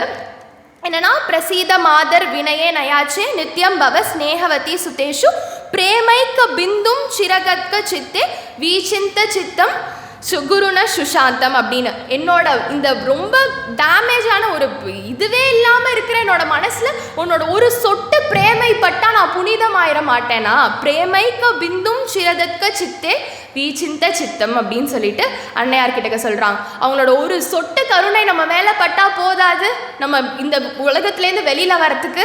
அவ்வளோ கருணையோடு நம்ம அம்மா உட்காந்துருக்காங்க. நம்ம எப்பேற்பட்ட இடத்துக்கு வந்திருக்கோன்னு நானுமே இதை படித்து தான் தெரிஞ்சுக்கிட்டேன். இப்போ தான் அன்னையார் பற்றி இவ்வளோ படித்து தெரிஞ்சுக்கிட்டேன். நிஜமாவே அன்னையார் நமக்காகவே தான் பிறந்திருக்காங்கன்றது எனக்குமே இப்போ தான் தெரிஞ்சுது. அதுக்கப்புறம் இப்போது லக்ஷ்மி தேவியாக வந்த பிறகு காளி தேவியாக எப்படி வந்திருக்காங்கன்னு பார்ப்போம். எனக்கு தெரிஞ்சு இந்த அவதாரத்தில் மட்டும்தான் அம்மா புதுசாக பண்ணியிருக்காங்க. எப்படின்னா, எல்லா அவதாரத்துலையும் யாருக்கு வேணாலும் அவங்க தெய்வீக இயல்பை முதல்ல காமிச்சிருக்கலாம், ஒரு நல்ல சாதுக்கோ ஒரு நல்ல ஒருத்தவங்களுக்கோ யாருக்காவது. ஆனால் நம்ம அம்மா மட்டும்தான் ஒரு திருடனுக்கு போய் நான் காளின்றதை முதல்ல காமிச்சிருக்காங்க. அப்போது நம்ம மனசில் அழுக்கு இருந்தால் கூட பரவாயில்ல, நான் தான் உன் அம்மா, நான் உனக்கு சொல்கிறதுக்காகவே இருக்கேன்றதுக்காகவோ என்னவோ தான் முதல்ல போய் ஒரு அந்த தேலோ பேலோ காளி கிட்டக்க இருக்கிற திருடன் கிட்டக்க அவங்க காளி ஸ்வரூபம்ன்றதை காமிச்சிருக்காங்கன்னு நமக்கு தெரிய வருது. ஏன்னா, அப்பா நான் உன் பொண்ணு சாரதா வந்திருக்கேன்னு சொன்னோன்னா அவன் வந்து கூட்டிகிட்டு போய் வச்சுக்கிறான், இந்த கதையெல்லாம் நமக்கு தெரியுது. ஆனால் பின்னால் அன்னையார் கேட்குறாங்க, ஏன் என் கிட்டக்க நீ கொள்ளையடிக்காமல் நீ வந்து என்னை கூட்டிகிட்டு போய் உன் வீட்டில் உபச்சாரம் பண்ண அப்படின்னு சொல்லிட்டு. அப்போ அவன் சொல்கிறான், அம்மா நீங்கள் சும்மா சொல்லாதீங்க, உங்களுக்குள்ளே நான் அந்த தேலோ பேலோ காளியையே நான் பார்த்தேன், நான் பாவம் செஞ்சுருக்கிறதுனால நீங்கள் அதை இப்போ என்கிட்ட காட்ட மாட்டேன்றீங்களே தவிர நீங்கள் நிஜமாக காளியோட ஸ்வரூபமாக நான் உங்களை பார்த்தேன், அதனால தான் நான் உங்களை கூட்டிகிட்டு போனேன் அப்படின்னு சொல்லிட்டு. அப்போ முதல்ல எனக்கு தெரிஞ்சு அன்னையாரோட ஒரு தெய்வீக தன்மையை பார்த்தது அந்த திருடனாக தான் இருக்கும்னு நினைக்கிறேன். அதனால் தைரியமாக நம்ம அம்மா கிட்டக்க போய் என்ன வேணாலும் சொல்லலாம். நமக்கு செய்யாமல் அம்மா வேற யாருக்கு செய்ய போகிறாங்க? நமக்காக தான் அம்மா உட்கார்ந்துருக்காங்க. அப்புறம் மேலும் சுரேந்திரநாத் சர்க்கார் அப்படின்னு சொல்லிட்டு ஒரிசால தீட்சை வாங்குறாரு. அவர் ஸ்பெசிஃபிக்காக கேட்குறாரு, கீதையில் வந்து கிருஷ்ணர் சொல்லியிருக்காரு நான் தான் பகவான்னு. கிருஷ்ணர் அவரோட வாயாலே நான் தான் பகவான்னு சொல்லியிருக்காரு. உங்களை ஆத்யா சக்தி காளி பகவதின்னு சொல்கிறாங்களே, நீங்கள் உங்கள் வாயால் சொல்லுங்க அதானா அப்படின்னு சொல்லி கேட்குறாங்க. அப்போ அன்னையார் சொல்கிறாங்க, எந்த ஒரு இதுவுமே தயக்கமுமே இல்லாமல் ஆமாம் நான் தான் அப்படின்னு சொல்லியிருக்காங்க. இதை விட வேறு என்ன வேணும்? ஆத்யாசக்தி காளி பகவதி எல்லாமே நான் தான் அப்படின்னு சொல்லி அம்மா அவர்கிட்ட சொல்கிறாங்க. அப்புறம் மேலும் நான் வந்து பகவான் ஸ்ரீ ராமகிருஷ்ணர் தான் கடவுள் அப்படின்னு சொல்லி பக்தர்கள் கிட்டக்க சொல்கிறாங்க. அப்போ பக்தர்கள்லாம் கேட்குறாங்க, அப்போ நீங்கள் யாருமா அப்படின்னு சொல்லி. அப்பயும் வித்தவுட் ஹெசிடேஷன், எந்த ஒரு தயக்கமுமே இல்லாமல் நான் தான் பகவதி, உலகத்தோட அம்மாவாக நான் பிறந்திருக்கேன் அப்படின்னு சொல்லிட்டு. எந்த ஒரு அவதாரத்துலையும் இவ்வளோ ஈஸியாக வந்துட்டு நான் தான் கடவுள் அப்படின்னு சொல்லி நமக்கு காட்டினது கிடையாது. ஆனால் இந்த அவதாரத்தில் தான் அம்மா வந்து நான் தான் நீ என்கிட்டக்க வா, நான் உனக்காக தான் உட்கார்ந்துருக்கேன்றதை காட்டுறதுக்காகவே இவ்வளோ தடவை சொல்லியிருக்காங்க. அப்புறம் அன்னபூர்ணியோட ஸ்வரூபமாகவும் நம்ம அம்மாவை பார்க்குறோம்.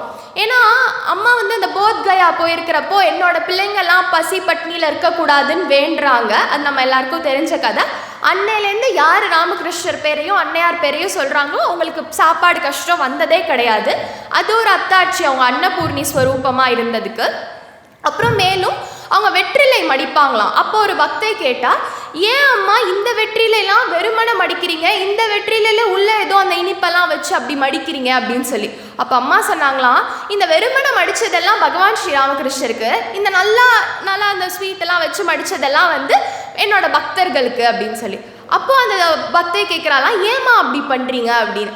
அப்போது அம்மா சொல்கிறாங்க, இதெல்லாம் அந்த வெறுமனை பண்ணதெல்லாம் நான் ராமகிருஷ்ணருக்கு ஏன் கொடுக்குறேன் அப்படின்னா, அவர் ஏற்கனவே என்னுடையவர் ஆயிட்டாரு, என்னோட பக்தர்களெல்லாம் என்னுடையவர்கள் ஆக்கணுன்றதுக்காகவே நான் இதிலலாம் இந்த ஸ்வீட்டெல்லாம் வச்சு நான் பண்ணுறேன் அப்படின்னு சொல்லிட்டு.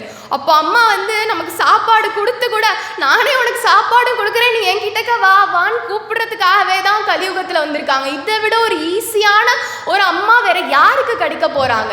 நீங்கள் வாங்க, நானே உங்களை நல்லா பார்த்துக்கிறேன்னு சொல்லி அம்மா கூப்பிடுறாங்களாம். அப்புறம் நீலிமாவும் பாரதி பிராணா மாதாவும் பேசிக்கிறாங்க. என்னன்னா, அன்னைக்கு வந்து பக்தர்கள்லாம் அதிகமாக வந்துடுறாங்க அன்னையாரை பார்க்குறதுக்கு. பிரசாதம் வந்து கம்மியாக தான் செஞ்சுருக்காங்க, எப்படி பத்தும் தெரியல. அப்போ போய் அம்மா கிட்டக்க சொல்கிறாங்க, அம்மா இந்த மாதிரி பிரசாதம் கம்மியாக தான் இருக்குன்னு. அப்போ அம்மா சொல்கிறாங்களாம், கவலைப்படாத நான் வரேன் அப்படின்னு சொல்லிட்டு. அப்போ அம்மா வந்து அந்த கிச்சன் ஏரியாக்குள்ளே வந்து அந்த சாமான்லாம் பார்த்துட்டு ஒரு ஸ்பூன் ஒரு தும்பியை எடுத்து அதில் ஏதோ மந்திரம்லாம் சொல்லி மிக்ஸ் பண்ணி வச்சுட்டு போயிடுறாங்களாம். அப்புறம் அவங்க போன பிறகு அந்த பிரார்த்தனைலாம் நிறைவடைஞ்ச பிறகு எல்லாருக்கும் பிரசாதம் கொடுத்து எல்லாரும் திருப்தியாக சாப்பிட்டுட்டு போனாங்கன்னு அதில் எழுதியிருக்கு. அப்போ என்ன அர்த்தம்? அம்மா அன்னபூர்ணி தேவியா இல்லைன்னா எப்படி இதை பண்ணியிருக்க முடியும்? எல்லாரோட பசியையும் அடக்கக்கூடிய தன்மையும் திறமையும் சக்தியும் அம்மா அன்னபூர்ணி அம்மா கிட்டக்க தானே இருக்கு. அப்போ கண்டிப்பாக அம்மா அன்னபூர்ணி ஸ்வரூபமாகவும் இருக்காங்க. நிஜமாவே தானே? இன்னைக்கு கூட ராமகிருஷ்ண மடத்துலையும் சரி, நம்ம பக்தர்கள் வீட்லேயும் சரி, நமக்கு அந்தளவு சாப்பாடு கஷ்டம் வந்ததா நமக்கு தெரியவே இல்லை. கண்டிப்பா அம்மா அன்னபூர்ணி ஸ்வரூபமா தான் இருக்காங்க. அமர்ந்து நம்ம வீட்டுல எல்லாம் நமக்கு சாப்பாடு கொடுக்கறது அம்மா தான். அப்புறம் மேலும் ஜெயராம்பாடியில் வந்து ஒரு பஞ்சம் வந்துடுது, இல்லை ட்ராட், ரொம்ப பெரிய ட்ராட் வந்துருச்சு, பயிர்கள்லாம் விளையவே மாட்டேன்ருச்சு. அப்போ போய் அம்மா கிட்டக்க எல்லாரும் கேட்குறாங்க, அம்மா இந்த மாதிரி பசி பட்னி ஒரே இது என்ன பண்ணுறதுன்னு தெரியலன்னு சொல்லிட்டு. அப்போ அம்மா அந்த நிலத்துக்கு அவங்களே வந்து அதெல்லாம் பார்த்துட்டு இப்படி கையை தூக்கி பகவான் கிட்டக்க பிரார்த்தனை பண்ணாங்களாம். ஏன்பா, உன்னோட பிள்ளைங்க தானே இவங்க, அவங்க பசி பட்னியில் இருந்து தான் இறந்து போகணுமா என்ன? இப்படியா அவங்களுக்கு ஒரு நிலைமை நீ கொடுப்ப? ஒரு மழையை கொடுத்து நல்லா பயிர்கள் விளைய வச்சே நீ இருக்கக்கூடாதா அப்படின்னு சொல்லி அம்மா கேட்டது தான் தாமதம். அன்னைக்கு வந்த மழையும் அந்த வருஷம் விளைஞ்ச நெல்லும் தான் ரெக்கார்ட் பிரேக்கிங் ஆங்க. அப்போ அம்மாவோட கருணை அளப்பரியது. சீசனே இல்லைனா கூட மழை பெய்யும். அப்போ நமக்கு என்னெல்லாம் தர முடியுமோ அத்தனையும் தருவாங்க அன்னை ஸ்ரீ சாரதா தேவியாருன்னு இதுலேருந்து நமக்கு தெரிய வருது. மேலும் இன்னொரு விஷயம் என்னன்னா, இந்த தேவி ஸ்வரூபங்களுக்கெல்லாம் நிறையா கைகள் இருக்கிறதா நம்ம பார்ப்போம்ல, இந்த பிக்சர்ஸ்லாம் இந்த சக்தி ஸ்வரூபம்க்கெலாம் அஷ்டபுஜங்கள் இருக்கும் அப்படின்னு சொல்லிட்டு நம்ம பார்ப்போம்ல, சிலைகள்லாம் அந்த மாதிரி இருக்கும்ல. அப்படி ஒரு இன்சிடெண்ட் அன்னையாரோட வாழ்க்கையில் நடந்துச்சு. என்ன அப்படின்னா, சுவாமி ரீதானந்தர் இதை எழுதியிருக்காரு. அவர் சின்ன பையனாக இருந்தப்ப அன்னையார் வந்து அந்த வெராண்டாவை கூட்டிகிட்டு இருந்தாங்களாம். அவருக்கு ஏதோ தின்பண்டங்கள்லாம் கொடுத்து சாப்பிட சொல்லிட்டு கூட்டிகிட்டு இருந்திருக்காங்க. வெளியில் யாரோ பிச்சை கேட்டு வந்திருப்பாங்க போல இருக்கு. அம்மா இந்த கை வேலை அந்த கை வேலை அப்படின்னு பல வேலைகளில் இருந்திருக்காங்க. அப்போ அம்மா சொல்கிறாங்க, எனக்கு இத்தனை கை இருந்தும் என் வேலையெல்லாம் முடிக்க முடியலப்பா அப்படின்னு சொல்லிட்டு வேக வேகமாக போய் மீதி எல்லா வேலையும் முடிச்சுட்டு வந்துட்டு ரீதானந்த மகாராஜ் அங்கேயே உட்கார்ந்துருந்தாராம். அவர்கிட்ட மறுபடியும் சொன்னாங்களாம், எனக்கு 2 கை தானே இருக்கு, நான் ஏன் எனக்கு பல கை இருக்குன்னு சொன்னேன் அப்படின்னு சொல்லிட்டு சிரிச்சுட்டு போனாங்களாம். அப்போ இதுலேருந்து என்ன தெரியுதுன்னா, அஷ்டபுஜங்களோட கூடிய ஆத்யாசக்தியோட ஸ்வரூபமாக தான் அம்மா வந்திருக்காங்க அப்படின்னு சொல்லி இதுலேருந்து தெரியுது. அப்புறம் சிவராம் அப்படின்னு சொல்லிட்டு ராமகிருஷ்ண பரமஹம்சரோட சொந்தக்கார பையன், ஒரு சின்ன பையன் ஒருத்தன் இருந்தான். அவன் வந்து என்னன்னா, கமார்புக்கூர்லேருந்து அம்மாவை ஜெயராம்பாடி கூட்டிகிட்டு போய் அவர் விடுவார். அப்போ ஒரு நாள் போகிற வழியில் என்ன ஆகுதுன்னா, நின்றுறாங்க. சிவராம் வந்து நின்றுறாரு. அப்போ அம்மா கேட்குறாங்க, ஏன்பா நின்றுட்ட அப்படின்னு. உடனே சிவராம் கேட்குறாரு, அம்மா நீ யாரு அப்படின்னு சொல்லி. நான் உன் அத்தை அப்படின்றாங்களாம் அம்மா. இல்லை அப்படின்னா நீயே போயிட்டு வா, நான் வரல அப்படின்னு சிவராம் சொன்னார். ஏன்பா, நிஜமாவே நான் உன் அத்தை தான் அப்படின்னா, இல்லை நீ உண்மையாகவே யாருன்னு சொன்னால் மட்டும்தான் நான் வருவேன் உன் கூட அப்படின்னு சொல்லி சிவராம் சொல்கிறாராம். அப்போ அம்மா எவ்வளவோ சொல்லி பார்க்குறாங்க, அதெல்லாம் நான் ஒன்றுமே கிடையாது அப்படின்னு சொல்லிட்டு. அப்புறம் அவன் கேட்கவே இல்லைன்னொன்னே, நான் தான் காளி அப்படின்னு சொல்லி அவன்கிட்டக்க சொன்னாங்களாம். அப்படியே நான் தான் காளி அப்படின்னு சொன்னாங்களாம்.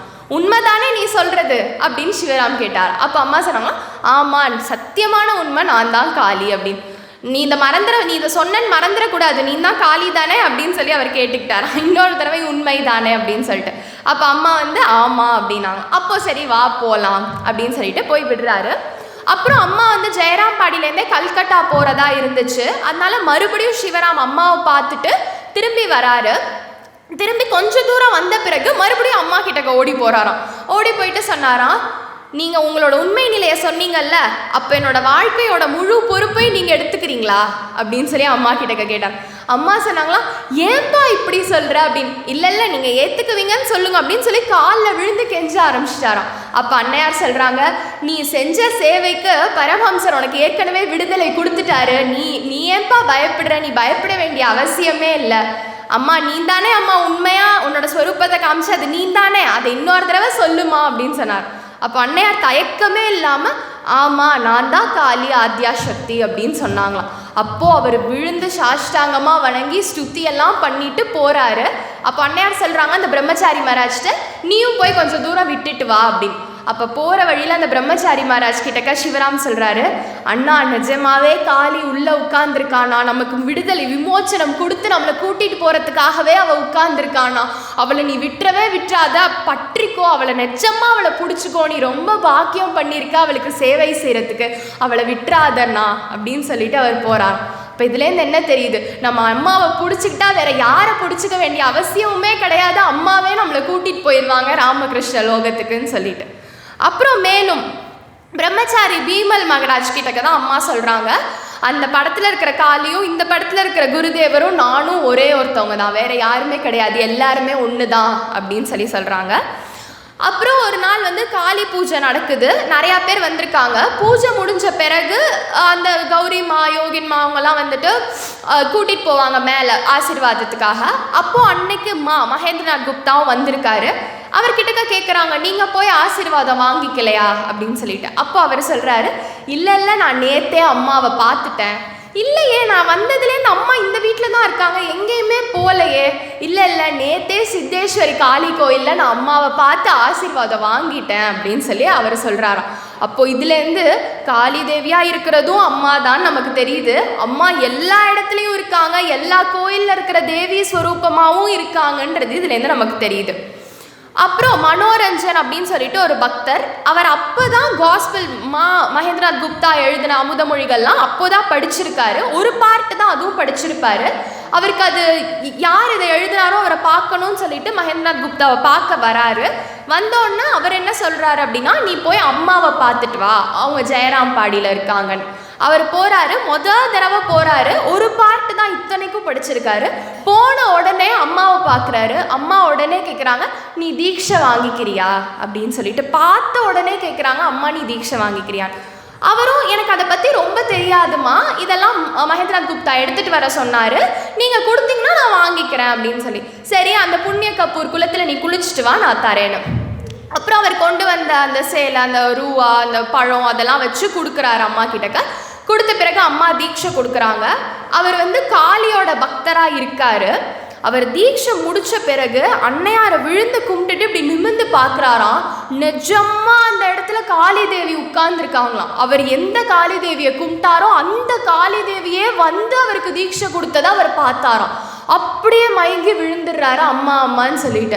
அப்போ இதுலேருந்தும் நமக்கு என்ன தெரியுது, காளி தேவியே அவங்களுக்கு தீட்சை கொடுக்குறாங்கன்னா அப்போ நம்ம காளி தேவியோட ஸ்வரூபமாகவும் அம்மா தான் இருக்காங்க அப்படின்னு சொல்லிட்டு.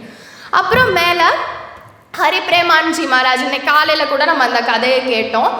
அவர் அன்னையாருக்கு காலை அமுக்கி விடுறாரு. காலை அமுக்கி விடுறப்ப அவர் யோசிச்சுக்கிறாரு, என்னடா இது ஒரு பாட்டியோட கால் மாதிரி இருக்குது, ரொம்ப துவண்டு போயிருக்கு, ஒன்றுமே இதெல்லாம் இல்லை, இதில் இவங்க எப்படி இதுன்னு சொல்கிறாங்க, ஒரு தெய்வீக தன்மை பொருந்திய ஆத்யாசக்தி பரம்பொருள்லாம் சொல்கிறாங்களே, இப்படி இருக்காங்களேன்னு அவர் நினைக்க தான் செய்கிறார். அது அம்மாவுக்கு தெரிஞ்சுதா தெரியலையான்னு தெரியல, உடனே அம்மாவோட கால் எல்லாமே மாற ஆரம்பிக்குது. எப்படின்னா, ஒரு சின்ன 25 வயசு பொண்ணுக்கு எப்படி இருக்குமோ அந்த ஒரு தேவி ஸ்வரூபம் நம்ம எப்படி பார்ப்போம், அந்த ஷோடசி தேவியெல்லாம் எப்படி பார்ப்போம் அந்த மாதிரி, அது ஜெகதாத்ரி தேவி நம்ம சொல்லுவோம். அவங்களோட காலில் இருக்கிற கொலுசு மாதிரி அன்னையாரோட காலில் இருக்கிற இந்த கொலுசெல்லாம் வந்துருச்சான். திடீர்னு அவர் இப்படி நினச்சிக்கிட்டே கால் அமுக்கிறாரு. திடீர்னு பார்த்தா என்னமோ குத்துது.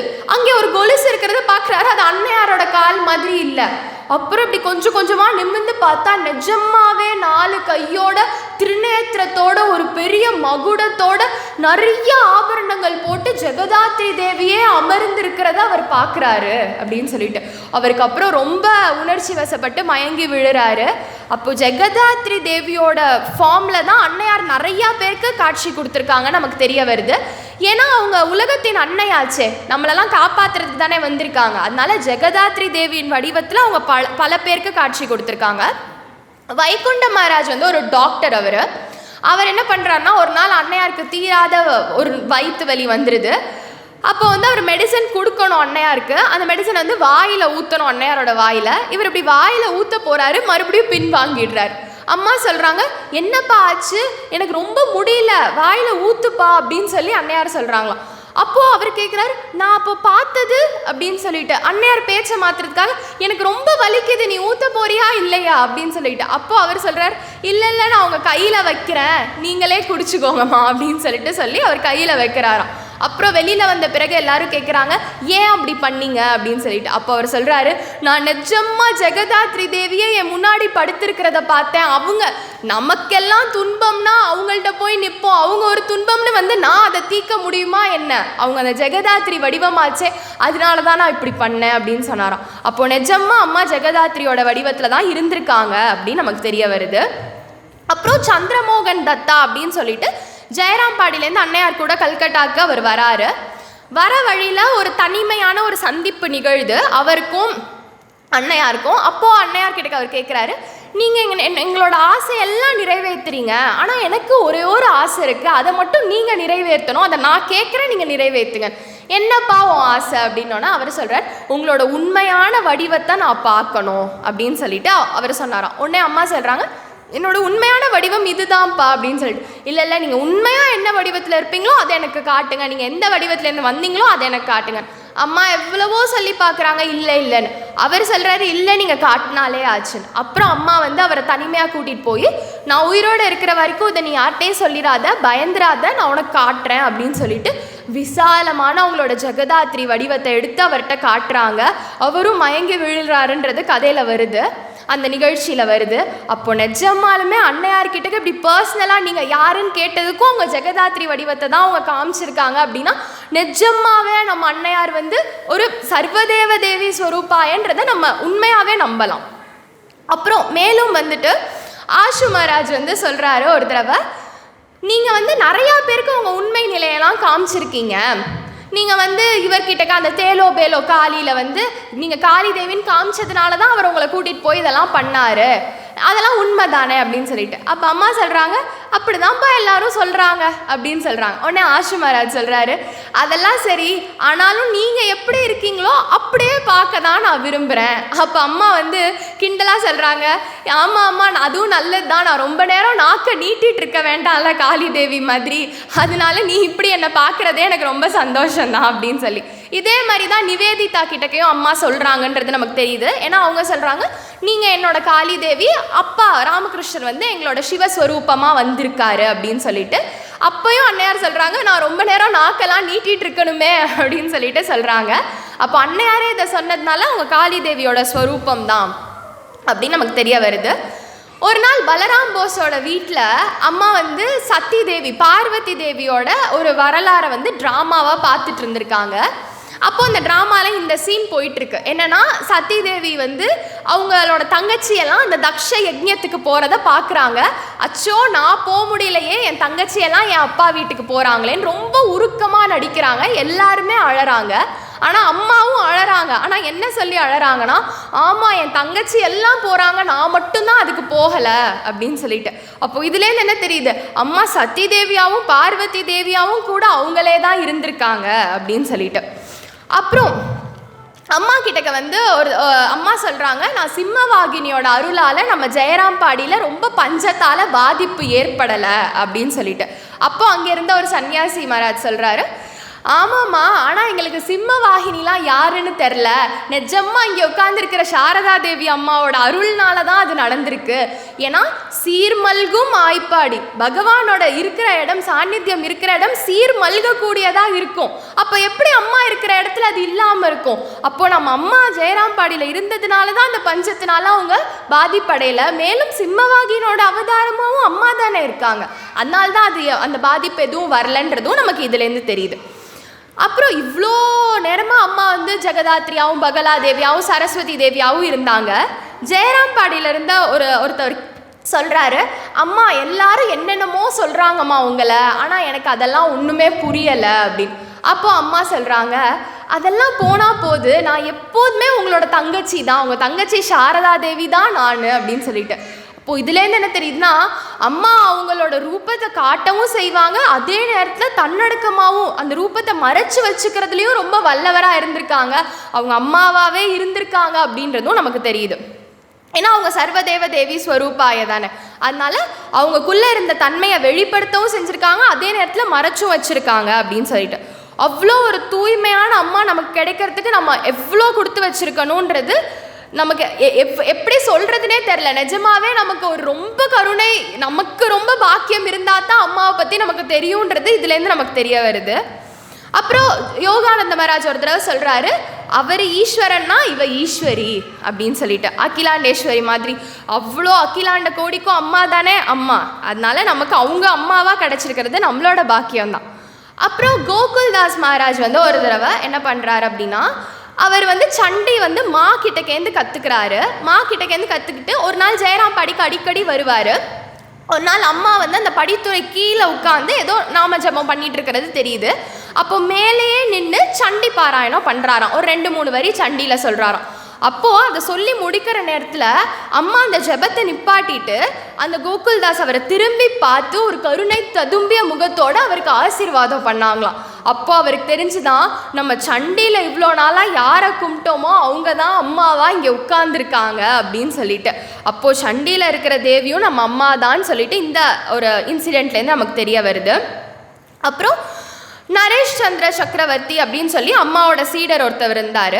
அம்மா அவர்கிட்டக்க சொல்கிறாங்க, அவர்கிட்டக்க சொல்லி அனுப்பிச்சி விட்றாங்க, அவனை வெள்ளை மலரும் அப்புறம் மஞ்சள் நிற பூவும் கொண்டு வர சொல்லு அப்படின்னு சொல்லிட்டு. வெள்ளையும் மஞ்சள் 2 பூவும் கொண்டு வர சொல்லு அப்படின்னு.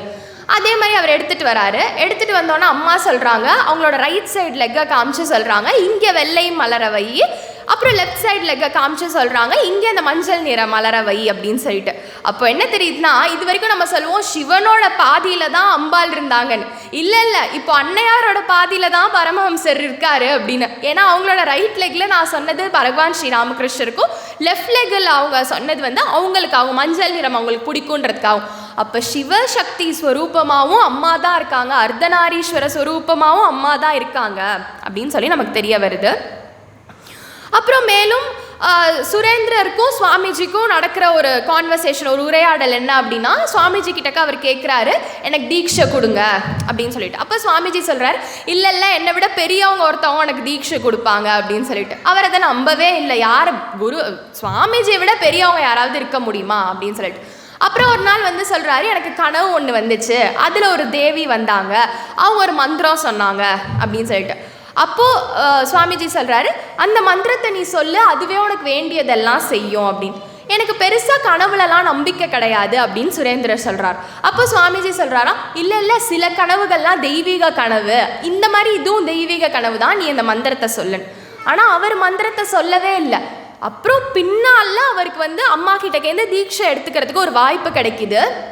அப்போ போய் அவர் தீட்சை எடுத்துக்கிட்டா, அவர் கனவுல எந்த மந்திரம் வந்துச்சோ, எந்த மந்திரம் அந்த அம்மா சொன்னாங்களோ அதே மந்திரம் தான் நம்ம அம்மாவும் அவர் கொடுத்துருக்காங்க, அதே அம்மா தான் இங்கே உட்கார்ந்துருக்காங்களாம். அப்போ அவருக்கு எப்படி இருந்திருக்கும், நம்ம கனவுல பார்த்த அதே உருவம் அதே மந்திரம் இங்கே நமக்கு அதே ஒன்று நடக்குது அப்படின்னா சாஷ்டாங்கமாக விழுந்து கும்பிட்டாராம். அப்போது சர்வதேவ தேவி எல்லாருக்குள்ளே இருக்கிறதும் அம்மா தான், எல்லா தேவிக்குள்ளே இருக்கிறதும் அம்மா தான், எல்லா கோயிலுக்குள்ளே இருக்கிறதும் அம்மா தான் சொல்லிட்டு நமக்கு இதுலேருந்து தெரிய வருது. அப்புறம் அவங்க குருவாக இருந்தது தான் ஒரு இருக்கிறதுலே ஒரு டிஃப்ரெண்ட்டான ஆஸ்பெக்ட். எந்த ஒரு அவதாரத்துலையுமே இவனோட ரெஸ்பான்சிபிலிட்டியை நான் எடுத்துக்கிறேன்னு அம்மா சொன்னதா தெரியலை. ஆனால் இந்த அவதாரத்தில் மட்டும்தான் அவங்க சீடர்களையும் ஏற்றுக்கிட்டு அவங்களோட முழு பொறுப்பையும் நான் ஏற்றுக்கிறேன்னு அம்மா சொல்கிறாங்க. அப்போது ஒரு சீடர் கேட்குறாரு, உங்களுக்கு இத்தனை பக்தர்கள் இருக்காங்களே, உங்களுக்கு எல்லாரையும் ஞாபகம் இருக்குமா அப்படின்னு சொல்லிட்டு. அம்மா சொல்கிறாங்க, இல்லை எனக்கு எல்லாரையெல்லாம் ஞாபகம் இருக்காது, ஓரளவு ஞாபகம் இருக்கும், ஆனால் அவங்க எல்லாருக்காகவும் நான் ஜபம் சொல்லுவேன். அப்புறம் காலையில் எந்திரிச்ச உடனே நான் ராமகிருஷ்ணர் கிட்டக்க சொல்லிடுவேன், அவங்கள நீ வழி நடத்தணும், அவங்கள நீ காப்பாற்றணும், அவங்க ஜபம் சொல்லலைன்னா கூட அவங்களுக்கு பதிலாக நான் சொல்கிறேன், அவங்களுக்கு நீ தான் குரு, அவங்களுக்கு எல்லாமே நீ தான் பண்ணணும். அப்போது நம்ம தப்பு பண்ணால் கூட பகவான் கிட்டக்க இல்லை இல்லை இவ ஏன் புள்ள தான், தப்பு பண்ணாலும் நீ மன்னிச்சு ஏற்றுக்கோன்னு சொல்கிறதுக்கு நமக்கு ஒரு அம்மா உட்கார்ந்துருக்காங்கன்னா அது எவ்வளோ பெரிய விஷயம். எந்த அம்மா இப்படி சொல்லுவாங்க? எந்த அவதாரத்தில் இப்படி நடந்துச்சு?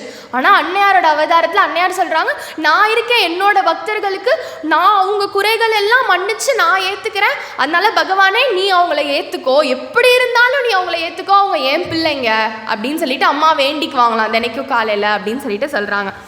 அப்புறம் மேலும் வந்துட்டு ஒரு ஒரு ஒரு ஒரு பக்தர் வந்து கேட்குறாரு அம்மா கிட்டக்க, உங்களை போன்ற இவ்வளோ பெரிய தாய் இருந்தும் நான் ஒன்றுமே முன்னேற்றம் அடையலே.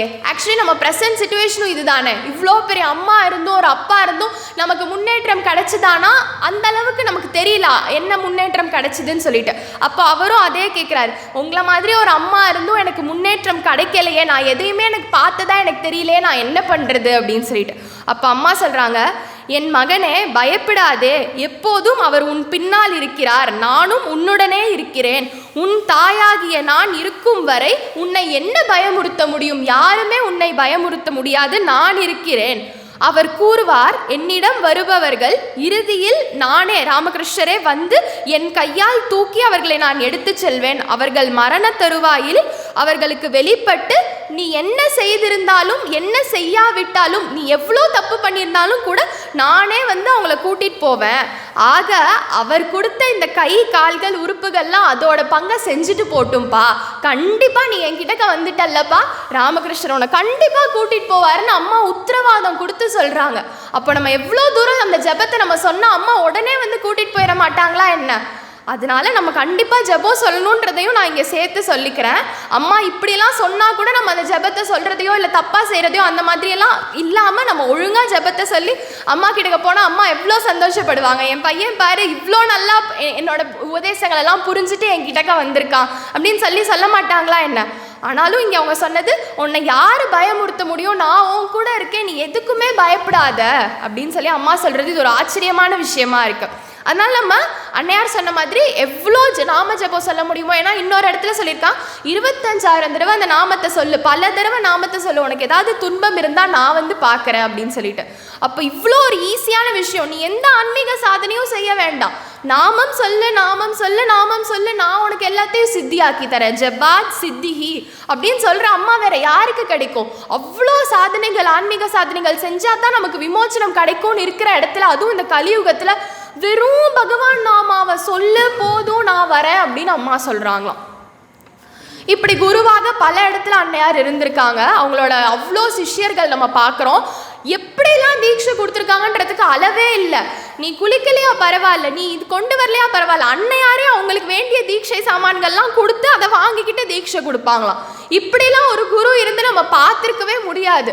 ஆனால் அம்மா அவ்வளோ தூரம் இறங்கி வந்து நம்மளை கடை தேர்க்கணுன்றதுக்காகவே நிஜமாவே இந்த கலியுகம் தான் சிறந்ததுன்னு நம்ம முடிவே எடுத்துக்கலாம். ஏன்னா நம்ம அம்மா சாரதா தேவி மாதிரி ஒரு அம்மா கிடைச்சிருக்காங்களே. அப்புறம் ஆத்யா சக்தியா அம்மா இருக்காங்க அப்படின்றதுக்கு ஹிருதய் கிட்டக்க பரமஹம்சர் சொல்கிறாரு, அவக்குள்ளே இருக்கிற ஒருத்தவனை நீ சீண்டிட்ட அப்படின்னா பிரம்மா விஷ்ணு சிவனால் கூட காப்பாற்ற முடியாது அப்படின்னு சொல்லி இது ராமகிருஷ்ண பரமஹம்சர் சொன்னது நம்ம எல்லாருக்குமே தெரியும். அன்னை ஸ்ரீ சாரதா தேவியாரும் ஒரு இடத்துல சொல்லியிருக்காங்க, எனக்குள்ளே இருக்கிறத நீங்கள் சீண்டுனீங்கன்னா அவங்க உறவினர்கள் கிட்டக்கெல்லாம் சொல்கிறாங்க, பிரம்மா விஷ்ணு சிவனால் கூட யாருனாலையுமே உங்களை காப்பாற்ற முடியாது, என்னை துன்பப்படுத்தாதீங்க அப்படின்னு சொல்லி அன்னையாரே ஒரு இடத்துல சொல்லியிருக்காங்க. அப்போது பிரம்மா விஷ்ணு சிவனை விட மேலான ஒன்றுனா பரபிரம்மஸ்வரூபமாக தானே இருக்கணும், அந்த ஆத்யா சக்தியாக தானே இருக்கணும். அப்படிப்பட்டவங்க தான் அன்னையாராக வந்திருக்காங்க. மேலும் பிரம்மானந்த்ஜி மகாராஜ் கிட்டக்க அன்னையார் வந்து கேட்க சொல்கிறாங்களாம், ஏன் எல்லா வழிபாட்டினுடைய ஆரம்பத்திலும் சக்தியை வணங்குறோன்னு கேளு அவன் கிட்டக்க அப்படின்னு சொல்லி. அப்போ ராக்கால் மகாராஜ் சொல்கிறாங்களாம், ஏன் வணங்குறோம் அப்படின்னா நம்ம அந்த பரபிரம்மத்துக்கிட்டக்க போகணும்னா அதோட சாவி வந்து அம்மா கிட்டக்க தான் இருக்குது, அவங்க திறந்து விட்டா தான் நம்ம உள்ளே போக முடியும், இல்லைனா நம்ம போக முடியாது. பொதுவாக அவங்க மாயையாக இருந்து நமக்கு இந்த மாயையெல்லாம் தராங்கன்னு பார்த்தா அதிலே வித்யா மாயை அவித்யா மாயை இருக்குது. அப்போ அன்னையார் வந்து முழுசாக வித்யா மாயையாக இருந்து நம்ம கிட்டக்க பகவான் கிட்டக்க கூட்டிகிட்டு போகிறதுக்காகவே இருக்காங்க. அதுவும் பகவான் கிட்டக்க இவன் என் பையன் தான், இவனை சேர்த்துக்கோ, தப்பு பண்ணியிருந்தா பரவாயில்லன்னு சொல்கிற அளவுக்கு இருக்காங்க. ஏன்னா இன்னொரு இடத்துல ஒருத்தவங்க கேட்குறாங்க, ஒரு பக்தை வந்து கேட்குறாங்க, இந்த மாதிரி நீ மகாமாயா தானே, நீ தானே எங்களெல்லாம் இந்த உலகத்தில் போட்டு இப்படி அமுக்கி வச்சிருக்க, இந்த குடும்பம் அது இதுன்னு இவ்வளோ ரெஸ்பான்சிபிலிட்டி கொடுத்து எங்களை அமுக்கி வச்சிருக்க, எல்லாம் உன்னோட விளையாட்டு தானே, நீ தானே இந்த மாயையெல்லாம் உருவாக்கியிருக்க அப்படின்னு. அப்போ அன்னையார் சொல்கிறாங்களாம், என்னம்மா இப்படி சொல்லிட்ட, நீங்களாம் துன்பப்படுறத பார்த்து நான் அழறேன், நிஜமாவே எனக்கு அது பொறுக்கவே முடியல, நான் போய் உங்களை மாயையில் தள்ளுவேனா, நிஜமாவே நான் உங்களை மாயையிலேருந்து வெளியில் கொண்டு வரத்துக்கு தான் நான் வந்திருக்கேன், உங்களுக்கெல்லாம் அதுலேருந்து அந்த லிபரேஷன், அதுலேருந்து விடுதலை விமோச்சனம் கொடுக்கறதுக்கு தான் வந்திருக்கேன், ஆனால் யாருமே கேட்க மாட்டேன்றாங்க, நான் என்ன பண்ணுறது அப்படின்றாங்களாம். அப்போ அம்மா எக்ஸ்பெக்ட் பண்ணுறது என்ன, நீ என்கிட்ட கேளு, நான் உடனே தரத்துக்காக தான் வந்திருக்கேன், ஒன்று இந்த உலகத்தில் மாயையில் அழுத்துறதுக்காக வரல அப்படின்னு சொல்லிட்டு. லக்ஷ்மணன் கூட ராமரை பார்க்கணும்னா நடுவில் சீத்தை இருக்கும், மாயை இருக்கும், அப்போ ராமரை பார்க்க முடியாது. ஆனால் அம்மா இங்கே சொல்கிறாங்க, நான் திறந்தே தான் வச்சுருக்கேன் நீங்கள் ராமரை பார்க்கறதுக்கான, நீங்கள் யாரும் கேட்க மாட்டேன்றீங்களே அப்படின்றாங்களாம் அம்மா. அப்போ நம்ம கேட்டால் உடனே நமக்கு விடுதலை தரத்துக்காகவே அவங்க அங்கே உட்கார்ந்துருக்காங்கன்றது நமக்கு இதுலேருந்து புரிய வருது. அப்புறம் மேலும் வந்து அம்மா வந்து ஒரு முறை அவங்க நெஞ்சில் கையை வச்சு கமலேஸ்வரானந்தஜி மகாராஜ்கிட்ட சொல்கிறாங்க, நான் வந்து குருதேவர் கிட்டக்க போவேன் அப்படின்னா நீங்களும் கண்டிப்பாக குருதேவர் கிட்டக்க போவீங்க, நிச்சயமாக போவீங்க, கண்டிப்பாக அவர்கிட்டக்க நீங்கள் போயிடுவீங்க அப்படின்னு சொல்லி உறுதி கொடுக்குறாங்க அம்மா. அப்போ நம்ம நிஜமாக போயிடுவோம்ல, நமக்கு இவ்வளோ பெரிய அம்மா கிடச்சிருக்காங்கல்ல, அதில் நமக்கு சந்தேகமே வருமா என்ன, சந்தேகம் வரத்துக்கு இடமே இல்லை. அம்மா அவ்வளோ இடத்துல உறுதி பண்ணியிருக்காங்க, நானும் ராமகிருஷ்ணரும் உனக்காகவே தான் இருக்கோம் அப்படின்னு சொல்லிட்டு. அப்புறம் மேலும் கடைசியாக உலகத்தின் அன்னையாக, மொத்த உலகத்துக்கே அம்மா அவங்க தான், எல்லா தேவதேவி ஸ்வரூபங்களையும் இருக்கிற அம்மா, உலகத்தோட அம்மாவாகவும் அவங்க தான் இருக்காங்க. ஏன்னா வந்து இது நமக்கு எப்படி தெரியுதுன்னா, மொதல் கதை நம்ம எல்லாருக்குமே தெரியும், ராமகிருஷ்ணருக்கு வந்து ஒருத்தவங்க சாப்பாடு எடுத்துகிட்டு வராங்க, அப்போ ராமகிருஷ்ணனால் அதை தொடவே முடியல, அப்போ அன்னையார் கிட்டக்க சொல்கிறாங்க, அந்த மாதிரி இருக்கிறவங்கள்ட்டெல்லாம் மறுபடியும் நீ கொடுக்க மாட்டேன்னு எனக்கு வாக்கு கொடு அப்படின்னு. அப்போ அம்மா சொல்கிறாங்க, மொதல் தடவை ராமகிருஷ்ணர் சொன்னதை முடியாதுன்னு சொல்கிறாங்க அம்மா. எதுக்கு, நமக்காக, என்னை யார் அம்மான்னு கூப்பிட்டு எது கேட்டாலும் என்னால் தராமல் இருக்க முடியாது, நான் கண்டிப்பாக உங்களுக்கு நான் தந்தே தான் ஆவேன், இந்த வாக்கை உங்களுக்கு கொடுக்க முடியாது அப்படின்னு சொல்லிட்டு. அப்போ ராமகிருஷ்ணர் ரொம்ப சந்தோஷப்பட்டிருப்பாரு.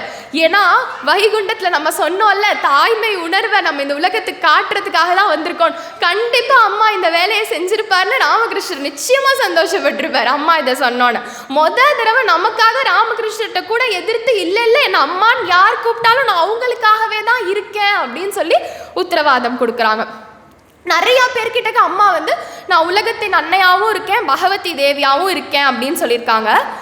அவங்க ஒரு பியூரிட்டியோட உச்சம் அப்படின்றதுக்கு ஒரு சின்ன உதாரணம் சொல்கிறேன். ஒருத்தவங்க வந்து ஏதோ ஒரு நாயை, அந்த வீட்டில் வேலை செய்கிறவங்க நாயை தொட்டுட்டு வந்துடுறாங்க போல இருக்கு, நாயை தொட்டுட்டு வந்தால் ஒரு தோஷம்னு நம்ம சொல்லுவோம், அது ஒரு இரவு நேரம் ஆயிடுது, அதனால அம்மா சொல்கிறாங்க சரி நீ போய் குளிச்சுட்டு வா அப்படின்னு சொல்லிட்டு. அவங்க சொல்கிறாங்க இல்லை இந்த நேரத்தில் இவ்வளோ குளிருதே, இல்லை அது வேண்டாம் அப்படின்னு. அம்மா என்னென்னமோ சொல்கிறாங்க, நீ கங்கா ஜலத்தை மட்டும் தெளிச்சுக்கோ போதும், இல்லை அதெல்லாம் முடியாதுன்னு. அப்போ அம்மா சொல்கிறாங்க பரவாயில்ல வா என்னை வந்து தொடு, அது போதும் அப்படின்றாங்க. அப்போ எவ்வளோ தூரம் ஒரு புனிதத்தன்மையோட உச்சமாக இருந்தால், என்னை தொடு, உன்னோட நாயை தொட்டு பாவம் என்ன, நீ செஞ்ச பாவத்தை எடுத்துக்கிறதுக்கு தான் நான் உட்கார்ந்துருக்கேன்றத அவங்க நிரூபிச்சுட்டே இருக்காங்க பல இடத்துல. அப்புறம் மேலே என்ன அப்படின்னா, நம்ம நினச்சது வந்து நம்ம உள்ள ஒன்று நினச்சிருப்போம், ஆனால் அது அம்மாவுக்கு கரெக்டாக தெரிஞ்சிருக்கும். அதில் ஒரு 2-3 உதாரணம் சொல்கிறேன். என்ன அப்படின்னா, அம்பானந்தர்னு ஒரு மகாராஜ் இருந்தார். அவர் வந்து என்னென்னா கல்கட்டாக்கு போகிறாரு, அவர் தமிழ்நாடை சேர்ந்தவர், அவர் கல்கட்டாக்கு போகிறாரு. அவருக்கு என்ன ஒரு ஆசை அப்படின்னா, அம்மா கிட்டக்க தான் தீட்சை வாங்கினாரு. அவருக்கு என்ன ஒரு ஆசை அப்படின்னா, அம்மாவோட காலில் வந்து கங்கா ஜலத்தை ஊற்றி அந்த கங்கா ஜலத்தை வந்து நம்ம தீர்த்தமாக வச்சுக்கணும் அப்படின்னு சொல்லிட்டு அவருக்கு ஒரு ஆசை இருந்துச்சு. அதுக்காக எல்லா ஏற்பாடும், கங்கா ஜலத்தை நல்லா தூய்மையாக வடிகட்டி அந்த ஜலத்தெல்லாம் எடுத்துகிட்டு போகிறாரு. கீழே மேனேஜர் சாமி கிட்டக்க வந்து, மகாராஜ் கிட்டக்க வந்து சொல்கிறாரு இந்த மாதிரி எனக்கு ஒரு ஆசை இருக்குன்னு. மாடிக்கு கூட்டிகிட்டு போகிறாரு. அந்த மேனேஜர் மகாராஜ் வந்து சொல்ல வராரு அம்மா கிட்டக்க இந்த மாதிரின்னு. அவர் சொல்ல வரத்துக்கு முன்னாடியே அம்மா எடுத்து பாதத்தை முன்னாடி நீட்டி பண்ணிக்கோ அப்படின்ற மாதிரி சொன்னாங்களாம். அப்போது அம்மா ஜாதி மதம் கூட இல்லை, லாங்குவேஜ் பேரியர் கூட கிடையாது நம்ம அம்மா கிட்டக்க, மொழி பேதம் கூட கிடையாது. நம்ம எந்த ஊர், நம்ம எந்த இடத்துல இருந்தாலும் நம்ம அம்மாவை கும்பிடலாம். ஏன்னா நம்ம மனசில் நினைக்கிறதா அம்மாவுக்கு தெரியும். ஏன்னா அம்பானந்தர் பேசுகிற பாஷை அவங்களுக்கு புரியுமா புரியாதான்னு தெரியாது. ஏன்னா தமிழில் தான் அவர் பேசியிருப்பார், அவங்களுக்கு புரியாது. ஆனாலும் அவர் உள்ள ஆத்மார்த்தமாக நினச்சது அம்மாவுக்கு புரிஞ்சிருச்சு. அதனால ஜாதி மதம் மட்டும் இல்லை, மொழி பேதம் கூட அம்மா கிட்டக்க கிடையாது. எல்லாருமே நம்ம அம்மாவை கும்பிடலான்றது இதுலேருந்து நமக்கு தெரியுது. அப்புறம் அவர் அதே மாதிரியே அவர் நினச்ச மாதிரியே அந்த பாத பூஜையெல்லாம் பண்ணி அந்த தீர்த்தம் இன்னைக்கு கூட கொடுக்குறாங்க. அப்புறம் இன்னொரு இது என்னென்னா, தன்மயான்ஜி மகாராஜ் அப்படின்னு சொல்லிட்டு ஒருத்தவர் வந்து ஜெயராம்பாடிக்கு வராரு. என்ன ஒன்று நினச்சிட்டு வராரு அப்படின்னா, நான் இன்றைக்கி அன்னையாருக்கு பர்சனல் சர்வீஸ் ஒரு கைங்கரியம் செய்யணும் அப்படின்னு ஆசைப்பட்றேன், ஏதோ ஒரு கைங்கரியம் அன்னையாருக்கு செய்யணும்னு ஆசைப்பட்றேன்னு மனசுக்குள்ளே தான் நினச்சிட்டு வராரு. அவர் வந்தாரோ இல்லையோ அன்னையார் வந்து ஒரு எண்ணெயை வச்சுட்டு காலை நீட்டிட்டு உட்காந்துருந்தாங்களாம். இந்த காலை அமுக்கி விட்றியாப்பா அப்படின்னு சொல்லி கேட்டாங்களாம். அவருக்கு அப்படியே தூக்கி வாரி போட்டுச்சான். வந்து உட்காந்து 25 நிமிஷம் அவங்க காலை எண்ணெயை வச்சு தேய்ச்சி விட்டாராம். அப்புறம் அன்னையார் கேட்குறாங்களா, இப்போ உனக்கு மனசு சாந்தி அடைஞ்சிருச்சா, அவனோட ஆசைகள்லாம் நிறைவேறிடுச்சா அப்படின்னு சொல்லி கேட்குறாங்களாம். அப்போ நம்ம மனசில் என்ன நினச்சாலும் அது அம்மாவுக்கு தெரியுது அப்படின்னு சொல்லி இதுலேருந்து நமக்கு தெரியுது. இன்னொன்று, அம்மா வந்து ஜாதி மத பேதம் பார்க்கல அப்படின்றது இன்னொரு இதில் எது தெரியுதுன்னா, ஜாதுவோட அம்மா அப்படின்னு சொல்லிட்டு ஒருத்தவங்க தான் அன்னையாருக்கு இந்த ஹெல்ப் பண்ணுவாங்க. அவங்க குக்கிங்லாம் பண்ண, அந்த பாத்திரம் கழுவி வைக்கிறது, அந்த மாதிரி வேலைகள்லாம் அந்த அம்மா பண்ணாங்க. நம்ம உலகத்தாரால் கீழ் சமூகம் சொல்லக்கூடிய ஒரு இதில் அவங்க பிறந்திருக்காங்க. அதனால அன்னையாரோட காலை தொடுறதுக்கு கொஞ்சம் பயம். ஆனால் எல்லாரும் அன்னையார் இவ்வளோ பெரியவங்கன்னு சொல்கிறாங்க, நம்ம அவங்க காலை தொட்டு கும்பிடணும்னு சொல்லி அவங்களுக்கு ஒரு ஆசை. அம்மாவுக்கு இது தெரிஞ்சிருச்சு. அம்மா அதை எப்படி கொண்டு போகிறாங்க பாருங்கள். ஒரு நாள் அவங்க காய்கறி வெட்டிகிட்டு இருக்காங்க. வெட்டிகிட்டு இருக்கிறப்ப திடீர்னு இல்லை, வேணும்னே அம்மா அவங்க கையையும் நறுக்கிக்கிற மாதிரி ஒரு அமைப்பு ஒன்று நடந்துருது. அப்போ உடனே அம்மா வந்து, ஜாதுவோட அம்மா என்ன பார்த்துட்டு இருக்க, ஒரு துணியை எடுத்துகிட்டு வந்து கட்டு, எனக்கு பாரு ரத்தம் போகுது அப்படின்னு சொன்னாங்களாம். அந்த அம்மா வேக வேகமாக ஒரு துணியை எடுத்துகிட்டு வந்து அந்த ரத்தத்தை கட்டி அதான் தொட்டுட்டாங்கல்ல, அதனால அவங்க காலை தொட்டு கும்பிடுறாங்களா அந்த நேரத்தில். உடனே அம்மா கேட்குறாங்க, உன்னோட ஆசை இப்போ நிறைவேறிடுச்சா அப்படின்னு சொல்லிட்டு கேட்குறாங்க. அந்த அம்மா எந்திரிச்சு அப்படி நிமிர்ந்து என்னடா அப்படின்னு பார்க்குறாங்க. உடனே அம்மா வந்து ஒன்றும் இல்லை போ அப்படின்னு சொல்கிறாங்களாம். அப்போது இதுலேயே நமக்கு என்ன தெரியுதுன்னா, நம்ம மனசால் என்ன நினச்சாலும் அந்த அம்மா நிறைவேற்றி வைப்பாங்க. நம்ம வாயை திறந்து சொல்லணும்னு கூட அவசியம் இல்லை. நம்ம அம்மா கிட்டக்க கூட சொன்னால் தான் தெரியும் நம்ம மனசுக்குள்ளே என்ன இருக்குன்னு. ஆனால் நம்ம அன்னை ஸ்ரீ சாரதா தேவியாருக்கு நம்மளோட உண்மையான அம்மா அவங்க தானே, அவங்களுக்கு நம்ம நினச்சாலே தெரியுதுன்றது இதுலேருந்து நமக்கு தெரிய வருது. அப்புறம் அவங்க ஜாதி மதம் பார்க்கலன்றது ஒன்று இருந்தாலும் முஸ்லிம்ஸ் கிறிஸ்டியன்ஸ்க்கு கூட அவங்களோட அன்பு வந்து போகுது. அது எப்படின்னா, நிவேதிதா வந்து ஒரு லெட்டரில் எழுதுகிறாங்க, நான் இன்னைக்கு சர்ச்சுக்கு போனேன், இன்றைக்கி நான் சர்ச்சில் வந்து மேரியை தான் எல்லோரும் பார்த்தாங்க, எனக்கு மேரி மாதா தெரில, நிஜமாக அன்னை ஸ்ரீ சாரதா தேவியார் தான் தெரிகிறாங்க, மொத்த சுற்றி பார்த்த இடமெல்லாம் அவங்க தான் தெரிகிறாங்க. அப்போ தான் நான் நினச்சிக்கிட்டேன், எவ்வளோ ஒரு முட்டாளாக இருந்திருக்கேன் நான் ஜெயராம்பாடியில் இருந்தப்போ, அம்மா கூட இருந்தப்போ. போய் ஆரத்தி வேலையெல்லாம் வந்துச்சுன்னா ராமகிருஷ்ணரை தியானம் பண்ணுவோன்னு சொல்லி ஆரத்தியில் உட்கார்ந்துருந்தேனே, அதை பண்ணாமல் உன்னோட காலடியிலே உட்கார்ந்துருந்தா அதை விட பெரிய பேர் அதுவே போதுமானதாக இருந்திருக்குமே, நான் ஏன் அந்த நேரத்தில் அதை மிஸ் பண்ணேன்னு நான் இப்போ ரொம்ப வருத்தப்படுறேம்மா. உன் காலு கீழே உட்கார்ந்தாலே போதுமே, எல்லாமே எனக்கு கிடச்சிருமே அப்படின்றது எனக்கு இன்னைக்கு தான் புரிஞ்சுது. நீங்கள் எல்லா தேவி ஸ்வரூபத்துலேயும் இருக்கீங்கன்றது அப்படின்னு சொல்லிட்டு. அப்போது மேரி மாதாக்குள்ளே இருக்கிறதும் நான் தான் அம்மா இதுலேருந்து காட்டுறாங்க. அப்புறம் அம்ஜித் நம்ம எல்லாருக்குமே தெரியும் எவ்வளோ பெரிய திருடன்னு சொல்லிட்டு. அப்போது அவனுக்கு கூட அம்மா மேலே அவ்வளோ அன்பான். எப்படின்னா, அம்மாவுக்கு ஒரு தடவை ரொம்ப நோய் வந்துடுது, ரொம்ப தீராத ஒரு நோய் வந்துடுது. அப்போது அன்னாசி பழம், பைனாப்பிள் சாப்பிட்ணுன்னு டாக்டர் வந்து சொல்லிடுறாரு. அது சீசனே கிடையாது, அந்த சீசனில் அன்னாசி பழம் வரத்துக்கு சான்ஸே இல்லை. ஆனால் அம்ஜித் போய் எல்லா இடத்துலையும் தேடி அம்மாவுக்கு வந்து அந்த பைனாப்பிளை கொண்டு வராமல் வரலையா கொண்டு வந்து கொடுத்தாராம். அப்போ எவ்வளோ தூரம் ஒரு முஸ்லிமான ஒரு அம்ஜித் கூட அவ்வளோ அம்மாவுக்கு நம்ம அன்னாசி பழம் கொண்டு வந்தே ஆகணும்னு அவ்வளோ அன்பை காட்டுறான்னா, அம்மாவுக்குள்ள அவன் கண்டிப்பாக தேவி ஸ்வரூபத்தை பார்த்துருப்பான்றதுல எந்த ஒரு ஆச்சரியமுமே கிடையாது. கண்டிப்பாக அம்மா வந்து உலகத்தவர்கள் அனைவருக்குமே ஜாதி மதம் மொழி எந்த பேதவுமே பார்க்காம அன்னையார் அருள் பண்ணுறதுக்கு இருக்காங்க அப்படின்றது நமக்கு தெரியுது. கடைசியாக கிரீஷோட அன்னையாருக்கு இருந்த சில நிகழ்ச்சிகள் மட்டும் சொல்லிட்டு நான் முடிச்சுக்கிறேன். கிரீஷ்க்கு வந்து என்ன அப்படின்னா, காலரா நோய் வந்துடுது அவருக்கு.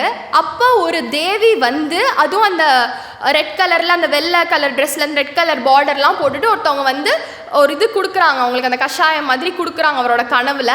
நீ இதை சாப்பிடு, நீ உனக்கு கொஞ்சம் கொஞ்சமாக குணமாயிரும்னு சொல்கிறாங்க. அப்புறம் அதே மாதிரி அவர் குணமாறாரு. அப்புறம் ரொம்ப நாள் கழித்து நம்ம முதல்ல பார்த்தோமே நிரஞ்சனான்ஜி மகாராஜ் சொன்ன பிறகு அவர் ஜெயராம்பாடிக்கு வராருன்னு. அப்போ குளிச்சுட்டு அன்னையாரை பார்க்க வராரு. அன்னையார் அப்படி விழுந்து எந்திரிச்சா, நீந்தானா அந்த அம்மா, நீந்தானா அப்படின்னு கேட்டாராம் அவர். உடனே அன்னையார் வந்து, ஆமாம் நான் தான் உன்னோட அம்மா அப்படின்னு சொன்னாங்களாம். அப்போ நிஜமாவே அந்த காலரா நோயில் அவர் இருந்தப்போ அவர் கனவுல வந்து ஒரு தேவியோட அதே ஸ்வரூபமாக தான் அன்னையார் நின்றுட்டு இருந்தாங்க. அப்போ அவர் உடனே கேட்குறாரு, டேரெக்டாக அப்படியே கேட்குறாரு அம்மா கிட்டக்க, நீ நிஜமாலுமே என்னோட உண்மையான அம்மாவா, இல்லை வளர்ப்பு தாயா, இல்லை ஏதோ ஒரு சாதாரண அம்மா, நம்ம எல்லாரையும் பார்த்தா அம்மா சொல்லுவோம்ல அந்த மாதிரி அம்மா நீயா அப்படின்னு சொல்லி. பண்ணையார் சொல்கிறான், இல்லை நான் உன்னோட குருவோட மனைவி அந்த மாதிரிலாம் இல்லை, உன்னோட அந்த மாதிரியும் அதோட சேர்த்து உன்னோட உண்மையான அம்மா நான் தான், உன்னோட உண்மையான அம்மாவாக நான் தான் இருக்கேன் அப்படின்னு சொல்லி அவர்கிட்டக்க சொல்கிறாங்களாம். அப்புறம் மேலும் கிரீஷ் ஒரு இடத்துல சொல்கிறாரு, நம்மளால் நினச்சி பார்க்க முடியுமா, கடவுள் நம்மை போல மனித உருவில் அவதரிப்பார் என மனிதர்கள் நம்புவது மிக கடினம். நீங்கள் உலகின் அன்னையின் முன் நிற்கிறீர்கள் என உணர முடிகிறதா? ஒரு சாதாரண கிராமத்து பெண் போல இவள் அனைத்து வேலைகளையும் செய்கிறாளே, சமூக கடமைகள் நிறைவேற்றுவதையும் உங்களால் கற்பனை செய்து பார்க்க முடிகின்றதா? மகா சக்தி, உங்களால் அவளை கற்பனை செய்து பார்க்க முடியுமா என்ன? அனைத்து உயிரினங்களை ரட்சிப்பதற்காகவும் உண்மையான தாய்மையின் லட்சியத்தை எடுத்து காட்டுவதற்காகவுமே அன்னை ஸ்ரீ சாரதா தேவியார் அவதரிச்சிருக்காருன்னு கிரீஷ் பாபு சொல்கிறாராம். அப்போ நிஜமாவே அவ்வளோ பெரிய ஆத்யா சக்தி நமக்காக இந்த சப்பாத்தி தேய்ச்சி இந்த மாதிரி வேலையெல்லாம் பண்ணியிருக்காங்கன்னா நம்ம அம்மா கிட்ட என்ன ஒன்று பண்ண சொல்கிறாங்க, ஜெபம் சொல்லு ஜெபம் சொல்லு, ஜபாத் சித்திகி, நிறையா ஜெபம் சொல்லுன்றத நம்ம நிஜமாவே நம்ம ஞாபகம் வச்சு அதை சொல்லணும். ஏன்னா நமக்காக தான் அவங்க இந்த மாயையிலிருந்து இவ்வளோ கஷ்டத்தையும் அனுபவிச்சிருக்காங்க. அப்புறம் மேலும் இந்த ஜெய விஜயர்கள் அப்படின்னு சொல்லுவோம்ல, அந்த மாதிரி அம்மாக்கும் ஜெயா விஜயான் இருந்தாங்க. அந்த ஒரு கதை நம்ம பார்த்தோம்ல, ஜெகதாத்ரி தேவியா தனிமையில் போய் உன்னோட உண்மையான ஸ்வரூபமாக நீ காட்டு அப்படின்னு சொன்னோன்னா அன்னையார் ஜெகதாத்ரியா வராங்கன்னு சொல்லிட்டு, அப்போது ஜெய விஜயர்களா 2 பேர், ஜெயா விஜயாவா 2 பேர் அம்மாவுக்கு விசிறி விடுறதையும் அவர் பார்க்குறாராம். அப்போ அவர் கேட்குறாரு பின்னாடி அவங்க 2 பேரும் யாருன்னு. யோகினும் கௌரிமாவும் தான் அவங்களா வந்திருக்காங்க அப்படின்னு சொல்லிட்டு அம்மா சொல்கிறாங்களாம். அப்போது ஜெய விஜயர்களையும் கூட சேர்த்து கூட்டிகிட்டு வந்திருக்காங்க அம்மா. அப்படின்னா நிச்சயமாக அவங்க லக்ஷ்மி தேவியும் காளி தேவியும் சரஸ்வதி தேவியோட அவதாரமாக தான் இருக்காங்க அப்படின்னு சொல்லி நமக்கு தெரிய வருது. கடைசியாக சரஜு பாலா பல பேர்கிட்டக்க பேசுகிறப்போ ஒரு விஷயம் சொல்கிறாங்க. என்ன அப்படின்னா, நம்மில் யார் அன்னையை பிரபஞ்சத்தின் தூய அன்னை, உலகின் அன்னை என பலர் நாம் அழைக்கிறோம். ஆனால் நம் நம்பிக்கையின் அளவை இறைவன் மட்டுமே அறிவார். இப்போ நான் கூட சொல்கிறேன் அம்மா இவ்வளோன்னு, ஆனால் எனக்கு எவ்வளோ நம்பிக்கை இருக்குன்றது எனக்கு தெரியாது. எனக்கு தெரியாது, இல்லை உங்களுக்கு தெரியாது, பகவான் மட்டும்தான் தெரியும் நான் எவ்வளோ நம்பிக்கையாக அதை சொல்கிறேன்றது. அப்போது நம்ம அன்னையாரை பற்றி சொல்கிறதெல்லாம் ஒரு கிளிப்புள்ள சொல்கிற மாதிரி தான், அதை விட வேறு ஒன்றுமே கிடையாது. அம்மாவை பற்றி சொல்ல முடியுமா என்ன? அவள் சொல்லில் அடங்குற ஒரு சக்தி ஸ்வரூபினியா என்ன? அதற்கும் அப்பாற்பட்டவள் அல்லவா அப்படின்னு அவங்க சொல்கிறாங்க. அப்போ அன்னையார் சரிதான் அப்படின்னு சொல்லிட்டு அங்கேருந்து உட்காந்துட்டு சொன்னாங்களாம். அப்புறம் மேலும் தொடர்ந்து சொல்கிறாங்க, அம்மா பல தேவியரின் ஸ்வரூபம். உலகின் அன்னை நம் அன்னையின் மூலமாக கருணை கடலால் நம்மை நனைத்து அதை நாம் புரிந்து கொள்வது மிகவும் அசாத்தியம்தான். ஏன் அப்படின்னா, அகங்காரம் இல்லாது தாயின் தெய்வீகத்தின் உறுதியான சான்றாகும். அவங்க அகங்காரம் இல்லாமல் இருக்கிறது தான் அதோட மிகப்பெரிய சான்று. ஏன்னா ஒரு சொட்டு ஈகோ கிடையாது. ஏன்னா இவ்வளோ பெரிய நான் தேவின்னு சொன்னவங்க ஜெயராம் பாடியில் அந்த ஒருத்தவர்கிட்ட சொல்கிறான், இல்லை அவங்களாம் சொன்னால் சொல்லட்டும், நான் உன் தங்கச்சி தான், நான் வேற யாரும் இல்லை அப்படின்னு யாருனால சொல்ல முடியும்? 2 பேர் நம்மளை புகழ்ந்துட்டாலே நமக்கு தலகணம் ஏறிடும். அப்போ அன்னையாருக்கு அகங்காரமே கிடையாது, ஒரு சொட்டு கூட கிடையாது. அப்போ அதுதான் இருக்கிறதுலே ஒரு உயர்ந்த அத்தாட்சி அவங்க தெய்வத்தோட ஸ்வரூபம் அப்படின்னு சொல்றதுக்கு. மேலும் உலகமே தாயாரை சாஷ்டாங்கமாக வணங்குகிறது.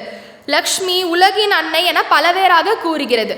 இவ்வளவு மரியாதையும் தாங்கக்கூடியது, அதுவும் அகங்காரம் இல்லாமல் தாங்கக்கூடியது மிகவும் அபூர்வமே. ஏன்னா அவ்வளோ அகங்காரம் சாதாரண மனிதனாக இருந்திருந்தா அது தலைக்கு மேலே ஏறி பொங்கி வந்திருக்கும். அவங்க அவ்வளோ ஹானரை தாங்கியிருக்க முடியாது. ஆனால் அவங்க நிஜமாவே உலகத்தோட அன்னையாக இருக்கிறதுனால தான் அவங்களால முடியுது அப்படின்னு சொல்கிறாங்க. அப்புறம் கடைசியாக இவ்வளோ அவங்களோட லீலைகள்லாம் சொல்லல அடங்காது. இதை விட நிறையா லீலைகள் அம்மா பண்ணியிருக்காங்க, நிறையா லீலைகள் அவங்க காமிச்சிருக்காங்க. நான் தான் இந்த தேவி அந்த தேவி அப்படின்னு சொல்லிட்டு பல பாவனையில் காமிச்சிருக்காங்க. ஆனால் அவங்களோட ஏதாவது ஒரு மெசேஜ் வேணும்ல நமக்கு, அவங்கள முடிக்கணும், அவங்களோட நம்ம புரிஞ்சுக்கணும் அப்படின்னா ஒரு மெசேஜோட தானே நம்ம முடிக்க முடியும். அப்போது என்ன மெசேஜ் அப்படின்னா, சுவாமி சாரதானந்தர் கிட்டக்க அம்மா சொல்கிறாங்க, ஒரு கட்டளை மாதிரி சொல்கிறாங்க. நான் அதை படிச்சிடுறேன், அதை கேட்கலாம். என்ன அப்படின்னா, அன்னை போன பிறகு அவருக்கு ஒரு உத்தரவு கிடைக்குது. அன்னையார் இருந்தப்போ அந்த உத்தரவு அவர் கொடுத்துருக்காங்க. அது என்ன அப்படின்னா, உன் வாழ்நாளில் ஏதேனும் நெருக்கடி ஏற்பட்டால் என்னை நினைவில் கொள். சில நாட்களுக்கு மற்றவர்களிடமிருந்து உன்னை தனிமைப்படுத்தி ஜபத்தையும் தியானத்தையும் தீவிரமாக பயிற்சி செய். முழு மனதுடன் பிரார்த்தனை செய். அம்மா, நான் என்ன செய்ய வேண்டும் என கேள். குறைவாக அந்த காலத்தில் சாப்பிடு. உடலையும் மனதையும் தூய்மையாக வைத்திரு. மௌனத்தையே கடைப்பிடி. அவசியம் என்றால் மட்டும் பேசு. நீ என்ன செய்கிறாய் என மற்றவர்களுக்கு காட்டிக்கொள்ளாதே. அதே போல் உன் பிரார்த்தனையும் சாதனையும் ஒருமுகப்பட்ட மனத்துடன் தொடர்ந்து செய்வாயாக. ஒருபோதும் பொறுமையை இழக்காதே. எனது கட்டளை வரவில்லை என்றாலும் நீ தொடர்ந்து அதை முயற்சி செய்து கொண்டே இரு. முழு மனதுடன் தொடர்ந்து செய். நம்பிக்கையும் பக்தியுடன் நீ செய்ய செய்ய நான் கட்டாயமாக வந்து உனக்கு பதில் கூறுவேன். நான் நிச்சயமாக உன்னுடனே இருக்கிறேன் என நம்பிக்கை வைப்பாயாக. இது நிஜமாலுமே உண்மையாகவே அன்னையாரோட பக்தர்களுக்கு ஒரு வரப்பிரசாதம் தான். ஏன்னா இந்த கலியுகத்தில் டிப்ரெஷன், நான் சோகம், அதில் இருக்கேன் இதில் இருக்கேன் அப்படின்னு சொன்னதுக்கு அன்னையார் சொன்ன ஒரு சிம்பிளான வே, நம்மளை தனிமைப்படுத்தி நம்ம ஜெபம் பண்ணால் நிச்சயமாக நான் உனக்கு வந்து நான் அம்மாவாக இருந்து உன்னை நான் வழி நடத்துவேன். அதுவும் அவங்க இல்லைன்னு நம்ம வருத்தப்பட வேண்டாம், நான் கண்டிப்பாக உன் கூடவே உன் பின்னாலே தான் இருக்கேன்னு சொன்ன ஒரு மிகப்பெரிய விஷயம். ஏன்னா நம்ம பாவம் எல்லாம் போனால் கூட அந்த வாசனைகள்லாம் நம்ம கிட்டக்க இருக்கும். ஆனால் அம்மா சொல்கிறாங்க, எப்படி திருப்பாவையில் 5வது பாசுரத்தில் வந்து பாவங்கள் போகும், 29வது பாசுரத்தில் மற்றை நம் காமங்கள் மாற்று, அந்த வாசனையையும் மாற்றிரு அப்படின்னு சொன்ன மாதிரி அம்மா நீ ஜெபத்தை மட்டும் சொல்லு, நான் உனக்கு வேண்டியதெல்லாம் செஞ்சு உன்னோட வாசனைகள் எல்லாம் போக்கி எல்லாமே பிழையையும் போக்கி எல்லாத்தையும் நானே எடுத்துக்கிட்டு உன்னை கூட்டிகிட்டு போகிறேன் அப்படின்னு ரொம்ப சிம்பிளான வேவை நமக்கு சொல்லி கொடுத்துருக்காங்க. அதனால நம்ம முடிஞ்ச அளவுக்கு நம்ம நிறையா ஜெபம் சொல்கிறத இன்னிலேருந்து ஒரு உறுதியாக வச்சுக்குவோம். ஏன்னா நிஜமாவே அம்மா இன்னைக்கு வந்து பிறந்திருக்காங்க, அதுவும் இதே நாள் இதே தேதியில் 1853. ஸோ இன்னைக்கு நம்ம ஒரு உறுதியாக எடுத்துக்குவோம், நம்ம கண்டிப்பாக நம்ம நிறையா ஜெபம் சொல்லுவோம். ஏன்னா வாழும் ராதாராணியா, வாழும் துர்கையா, பகலா தேவியா, ஜெகதாத்ரியா, சரஸ்வதி தேவியா, லக்ஷ்மி தேவியா, அப்புறம் சத்தி தேவியா, பார்வதி தேவியா, ராதாராணியா, சீதா தேவியா, ஷோடசி, ராஜராஜேஸ்வரி, ஆத்யாசக்தி, உலகத்தின் அன்னையாக ராமகிருஷ்ணரோட சக்தியாக இவ்வளோ விதமாக வந்திருக்கிற அன்னை சொன்ன ஒரே ஒரு விஷயம் நம்ம கடைபிடிக்கிறதுக்கு ரொம்ப எளிமையானது. நம்ம ஜெபம் நிறையா சொல்லுவோம், ஜெபம் நிறையா சொல்லுங்கள், ஜெபாத் சித்திஹி, அதுவே நமக்கு நடந்துரும் அப்படின்னு சொல்லிட்டு நம்ம ஜெபம் சொல்ல சொல்ல நம்ம மிகவும் புனிதம் அடைந்தவர்கள் ஆவோம்ன்றத அன்னையார் வாழ்ந்தும் காமிச்சிருக்காங்க, நமக்கு சொல்லியும் கொடுத்துருக்காங்க. கலியுகத்தில் ரொம்ப ஈஸியான வே அதை நம்ம செய்கிறது. கண்டிப்பாக நம்ம அதை செய்வோன்றதை இன்றைக்கி ஒரு உறுதி எடுத்துக்குவோம். அதோடு கூட நம்ம சர்வதேவ தேவியர் ஸ்வரூபத்திலையும் அன்னையாரை பார்க்குறோன்னு சொன்னதுனால நம்ம எந்த கோவிலுக்கு போனாலும் ரொம்ப சிம்பிள், எல்லா அம்மாவையும் நம்ம சாரதா அம்மாவை அதுக்குள்ளே பார்த்துட்டா நமக்கு முடிஞ்சு போயிடும். ஏன்னா எல்லா தேவியருக்குள்ளே இருக்கிறதும் நம்ம அம்மான்றதை இன்றைக்கி நம்ம தெரிஞ்சுக்கிட்டோம்ல. அதனால நம்ம எந்த கோயிலில் வேணாலும் போய் கும்பிடலாம், அங்கே உட்கார்ந்துருக்கிறது கண்டிப்பாக சாரதா அம்மா தான். அவங்க நமக்கு நிச்சயமாக அருள் பண்ணுவாங்கன்ற நம்பிக்கையோடு பண்ணால் அம்மா பண்ணாமலா போயிடுவா. அவ்வளோ கருணாமூர்த்தியாக நமக்கு உட்கார்ந்துருக்கிற அம்மா நமக்கு அந்த ஜெபம் சொல்கிறதோட சக்தியையும் நம்ம ஜாஸ்தியாக ஜெபம் சொல்கிறதுக்கு அருளையும் இன்றைக்கி நமக்கு அவளோட மனப்பூர்வமாக நம்ம அதை அவளுக்கு நம்ம கொடுக்கணும் நமக்கு அப்படின்னு சொல்லி அன்னை ஸ்ரீ சாரதா தேவியார்கிட்ட வேண்டிக்கிட்டு முடிச்சிடுறேன். சர்வம் ஸ்ரீராமகிருஷ்ணார்ப்பணமஸ்து.